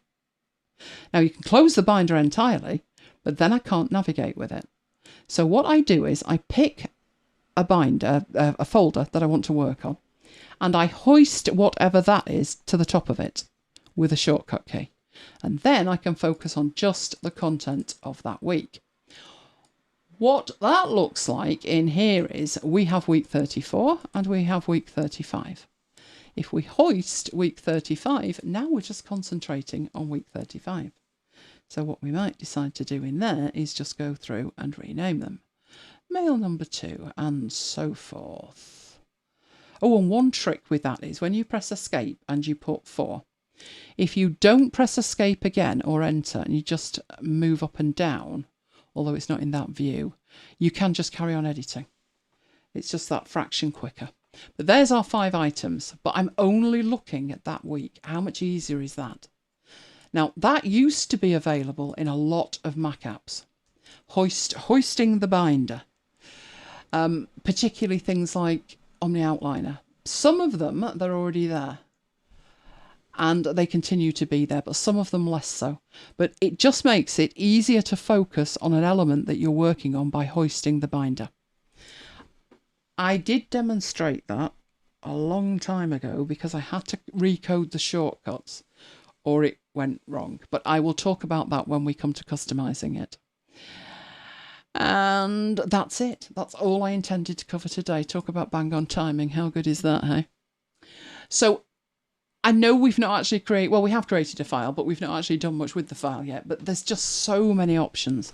So I'm trying to keep it really relevant by keep bringing on binders of mine that I'm working on. Real stuff. So the email one is one that I live in, and I also live in the MacBites one, because everything is in the MacBites one when we're working on MacBites. So they are real files that have to work in the real world. Good job we didn't put the title in for next week's, isn't it? That's because we don't know the title for next week's. Dee says, Can you go back to a PowerPoint presentation? She wants to know if you can use squares instead of circles. For what? I presume the timeline. Oh, the timeline one. Was it the time? Let me know, Dee. I think it was the timeline one. She's feeling a bit ignored. Oh, Dee, no. We would never ignore you. So if what you're saying is... And Kim says, yes, you can. If what you're saying is, with the circles, you can use any shape you like. There could be stars, there could be anything. I just tried to replicate for Evie what was in the file that she'd downloaded, thinking I'm just going to be able to edit this, and they bait and switched her, and you couldn't. So I just tried to replicate exactly what was there, but you could use any shape you like. One thing with the timelines that I went back to, did we open that? I think we did. There we go. That was just one of them. When I went back and we look at these, all of these are timelines. So this one is very, very similar, but look at the tiny size of the little circles. Other ones have got circles on. Some of them have got like basically rectangles with an arrowhead. Some will look like roads. These are arrowheads overlying one another. But none of these, when you download them, can you actually edit. So they're a total and utter waste of time. Total waste of time. But there's some that are very, very different. I think Mike used that. There was one in Excel that looked like that, wasn't there? With like little teardrop things with dates in. Yeah. I think Mike did one of those, and that came from Microsoft. But last week, I was talking about Microsoft templates. These are far snazzier, and there's way more of them, but none of them are editable in a useful, meaningful way at all, sadly. But yes, you can use any shape you like. Any shape you like. There's another one that's similar-ish, but not the same. These are very flat. Some have got, I mean, they're using exactly the same shapes. So what somebody has done is clearly made the shapes and then just move them around a bit. But no, any shape you like. Any shape you like. I think that was the one we used, wasn't it? Okay, let me get that over there and push some magic buttons. Right, what have we got coming up? Go on, you know you do really want to move. Do you know, it's like it's on strike. Right, what have we got coming up? Oh, it's Friday the 27th of August. Let me know in the chat why you need to make a note of that date in your diary. It has been mentioned a couple of weeks ago, I think. But it's incredibly important, critically important, that you make a note of that date in your diary, because Mike is coming off on holiday. So, warn the Coast Guard, warn everybody. He's rolling his eyes at me now. Mike, it's never without incident. I'm not rolling my eyes, I'm just saying nothing. What used to happen years ago, that was great fun. That was a great wheeze. Mike would take even so much as just one day off, and when he got back, somebody had quit. That used to happen all the time, didn't it? It did. Yeah, people are a bit more settled now. But that always happened. So we'll see what happens, but you've been warned. Oh, first day of our holiday. So it'll be party time. Party time. Available on demand, we have all the stuff on YouTube. So youtube.com/Elaine Giles. You will find the I nearly said maroon then. Yes, it's Annie's birthday. Oh, fantastic. And Renee and Debbie's. Oh, it's going to be a party week, isn't it? Party week. You will find the After Hours playlist at macbites.co.uk/After Hours playlist. You can also find it on YouTube. But, you know, that way madness lies. That's the easy way, isn't it? We will be back on Tuesday at 8 o'clock when the new MacBites will premiere. We're getting good at this. Alarmingly good at this, aren't we? We are. I don't want to tempt fate, but alarmingly good. Oh, 4 weeks. We're on to our 5th. Consecutive, no less. Consecutive. Have I got a bet with young Johnny on how many MacBites in a year? We did last year. It was 12. I was going to say who's delinquent. Oh, yes. Now, delinquency, MacBites delinquency, is where we release shows faster than you can listen to them. It doesn't happen often. But there is definitely a danger of delinquency at the moment. So we'll see how that goes. MacBites FM is where you will find repeats of Marooned at MacBites headquarters. Now, Tracy was listening to one and needed some clarification as to what we were talking about. So she gave me the show number and I had a look and it was like, oh, okay, how are we going to word this in polite company? So I've not forgotten that. I will be answering that shortly. Right, we love you guys. If you love us, could you give us a like? Because it really makes a difference with YouTube. Then they know that there's people there and everything, and it's fabulous. Right, there are 2 lists. There is my list, where you get all the detail of the Scrivener things and more. That is elainegiles.com/VIP. And then there is the MacBites list, where you get notified about the MacBites shows and all things MacBites. We also have the Slack chat room. Oh, it's good. We love it. 24/7, carrying on the conversation. If you would like to join us, it's totally free. It's a bit like a private Twitter, is the nearest I could explain it. You can never find the same thing twice on Slack, can you? But even so, it's a grand place to have a chat. And that is macbites.co.uk/Slack. And you can contact us. All those places, and we would love to hear from you. Hence, slipping that extra little bit in about broken timelines tonight, because that came in about 6 o'clock tonight. So I managed to squeeze it in. Right, do we have any questions? Yeah, Carol wants to know if I found that link, and no, I didn't. Which link was this? I'll find to it. The icon in design. Icon make it thing. Right, that was... it was, what do we call it? Checklist icons, I think it was called. So let's, if I put in checklist icons, checklist, and Notion has a rare old think about it. Was it episode 100? No, that was fixing Evernote.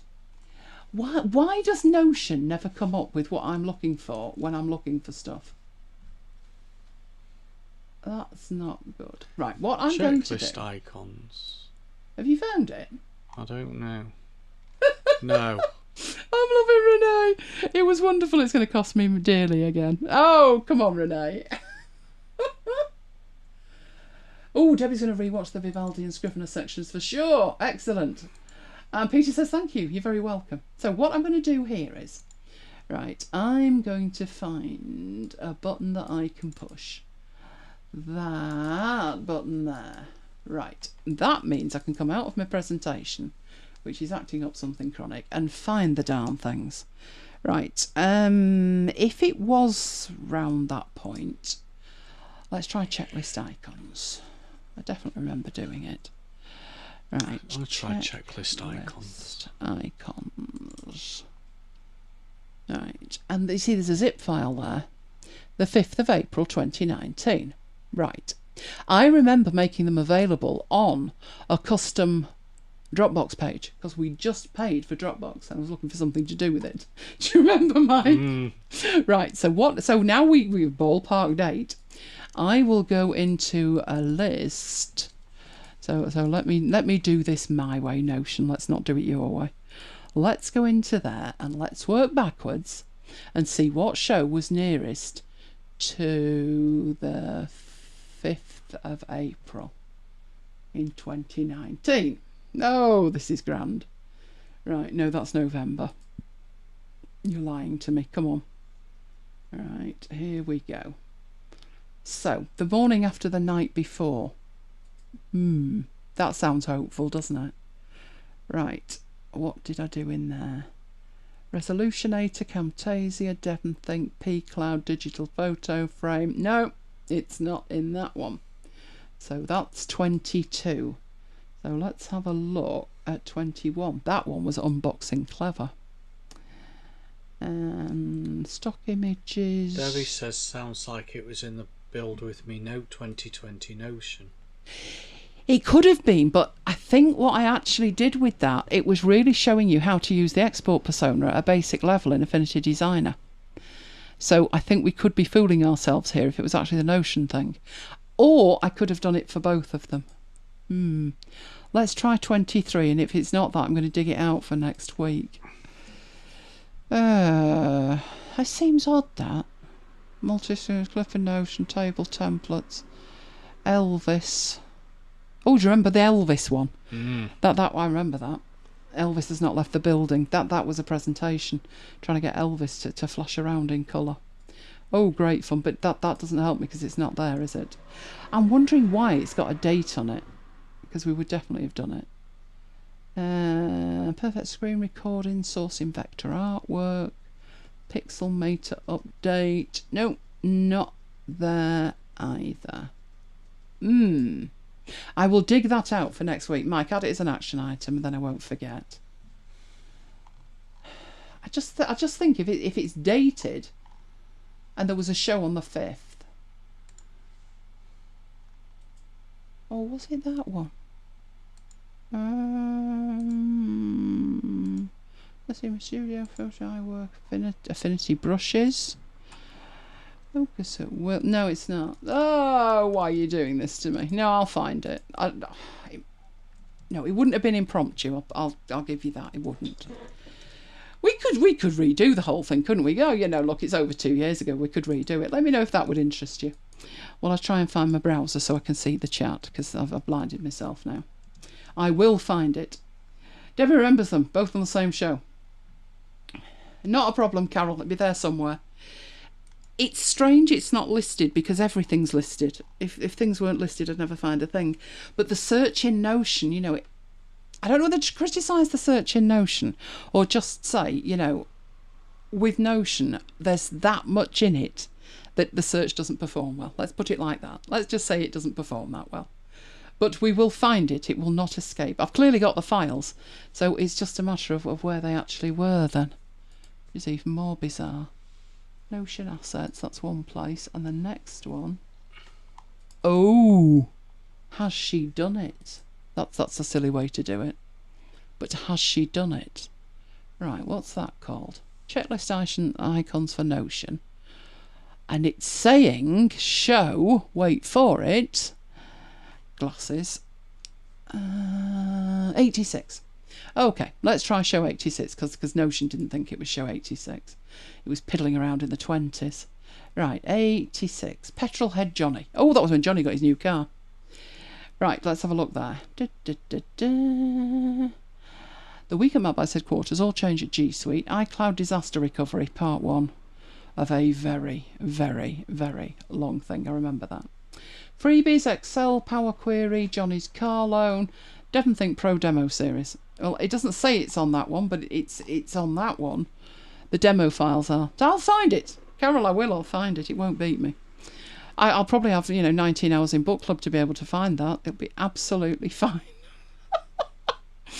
Oh, right. Where's my chat gone? Need my chat back. Come back to me. It's a question from Patricia. Right. Where's that? Not seeing it. Oh, is it that one? Somehow I lost the setting in the left panel in Vivaldi that just shows the icon, not a thumbnail. What did I do? It shows the icon, not a thumbnail. In the left-hand panel. Are we talking about the tabs? Are we talking about the tabs? Because you can actually set it to show you a thumbnail of the entire page if you want, which I don't. I have it hovering over. But let me know. Oh, that would interest Carol. Right, okay. We will add that. I'm sure everybody else has totally forgotten by now. So it'll all be new. It'll all be new, trust me on that. Right, might make a note of anything that I need to follow up on. Give me more information about what's happening with these icons. I have mine different than the default. I have the tabs on the left and the panels on the right. It just makes more sense to me. So if you're talking about something that's on the left, we've got a yes on that. Okay. What did I just say? Troubleshooting in episodes. There is an option. You must have turned on the thumbnail view. Right, okay. In that case, if you probably did it by right-clicking on it, I would guess. But if you bring up, let's go down here. Let's do some sharing. There we go. Right, if you go into your preferences and we go into your tabs, you have a whole raft of things, and one of these is thumbnails, which I don't have. Positions. Show tab thumbnails like that, you mean? That's not actually showing them, is it? That's bizarre. But show tab thumbnails usually, instead of having the thumbnail pop out like that, it actually shows you the tab thumbnail. What we'll do is we'll rip that one out and we'll come out of that one. Where have we gone? Let's get this window. There you go. Tab thumbnail. So if you were to add another one in here and go to wherever, MacBites FM, you've seen the thumbnails, which you don't want to see. So you bring up the preferences, you go to the tab section, and you scroll down a smidgen where you've got tab display, and in the tab options you turn off show tab thumbnail. That way madness lies. I couldn't be doing with that on. I did notice today, as I was trying to make the other install of Vivaldi work, that one of the things that I had changed was when I hovered over these, my close button is over the top of the icon. But I only see it when I actually hover over a tab that's not pinned. But I noticed the default install, it's on the right. So I'll show you how I changed it to the left as well. The reason that I changed it to the left was that was where it was and what I was using. But yes, that's an option that you turn on and off, and hopefully you've got that sorted now. It's in tab display, show tab thumbnails, but you probably can do it by right clicking, and that's probably what happened. Right, okay, let's get over to there and check if there's any final questions. Right. Same on the panel, you've got the same setup. Okay, so right now on the left you see the thumbnails and your choice is not checked, but it shows them anyway after the last update. Oh dear. Oh, thank you for that, Debbie. The other one, the checklist icons, were before that, so now I've narrowed it down to 56 or earlier. Awesome, thank you, Debbie. If that's not showing, you shouldn't see them anyway. So restart the browser for a start, and if that doesn't work, we'll troubleshoot some. We will troubleshoot some. So Renee says, Elena, Mike, you two have created a beautiful home for the MacBiters. You crave coming here all through the week. I belong here. We all belong here. You two caress this community with such love. Oh, thank you, Renee. It wouldn't be the same without you. Oh, when you see it, you feel so safe. Well, that's it. I always say it's got to be a safe place. When we had a local trainers group, people were always trying to one-up each other and picking on the weakest, and I wouldn't have it, would I? When No. I became chair or whatever it was, whatever the position was, I used to sit there like a praying mantis. And if anybody stepped out of line, it was like stern look. Wasn't it Pooh Bear who had a stern look? Well, I had a very, very stern look, didn't I? I even spent the Christmas party making sure that no one was picked on for anything. Stern words were said. No, I didn't even need to speak. One look's enough. And I was like a lighthouse rotating round. So I think the most important thing anywhere is that everybody feels safe. So that means a lot to me, that, Renee. Thank you very much. Oh, everyone's agreeing. That's even better. That's even better. Well, I have got a list of things I need to find for next week that have vanished. Do you know, I'll find it and be like, why didn't Notion find that? But we'll work it out. We will find out. Can always do it again. What I did, I was showing how, in fact, I think the demonstration, maybe I can't find it because I'm putting in checklist icons, and the demonstration was actually the export persona. That could well have happened. So I think it was a very brief intro to the export persona, and from memory that's when people were like, oh, that's cool, and I'm like, oh, you have no idea. That's only the top of the tree. Trust me on that. And I said we'd do a full session on the export persona, and I think it probably happened about 8 or 9 months later. We needed a gestation for that, I'm afraid. Oh, Carol, you're joking me. Carol says it's definitely a safe place. Some places I go, I get weird comments because of my last name. What is wrong with people? How many times a week do I say what is wrong with people? There's something wrong with that. Honestly, it says more about them than it does you. Trust me. Honestly, that. Oh, I was actually thinking the other day. There was somebody. Oh no, what was the surname? It wasn't an unusual surname. I'd heard it before. But all of a sudden, I just thought, I wonder if they got grief about that at school. And then I saw this thing flash past on Facebook about names. And it was like, but the kid'll get bullied. You can't call him that. The kid'll get bullied. And I'm thinking, by whom? Obviously not by his parents or his family. So who would be bullying this child? Oh, would that be your child bullying this child? Because you shouldn't have that, full stop. Oh, no. No, we don't have any of that. Not allowed. Not allowed. Right, okay then. If there are no further questions, I am going to collate all the outstanding stuff And we will meet up again next week. Don't forget to get something to eat. Oh, I'm going to get something to eat. I'm contemplating what. Ice cream might be winning at the moment because it's quite warm in here. So ice cream, fingers crossed, possibly. But don't forget Tuesday night, 8 o'clock, when we will be premiering MacBites. No idea what's going to be in it yet, not a clue. But it'll be grand. I'll tell you that much. Oh, Debbie, I remember you wanted the export persona. You voted for that one, but what came out top in that poll? It wasn't blend modes, was it? Oh, no, it was the newsletter one. So I did the newsletter one first. But the export persona is my favourite because I remember trying to switch from Sketch, which went subscription. And it was heckishly expensive subscription as well. It went from being, I bought this app for $7.99 and it ended up being about £140 a year. So it was like, whoa. So I was trying to switch from Sketch and I remember thinking, Affinity Designer's not going to do it. And I came to the bit which was like everything else was fine and it was like, right, how am I going to get this out of here? And I thought, the what persona? So I went to have a look. Oh, it was one of those black rabbit holes that I disappeared into for days. And then when I came out, it was like, oh, Mike, it's amazing. And I tried to explain to Mike what was so amazing. And he just looked flummoxed and said, yeah, whatever. Can I play with Excel? So I left it. But trust me, the export persona's to die for, isn't it? Oh, yes. Love the export persona. Right, okay then. In that case, I am going to contemplate my ice cream and head off and have some, hopefully. So, for the moment, it's good night from me. And good night from me. And we will both see you next time. Stay safe, guys.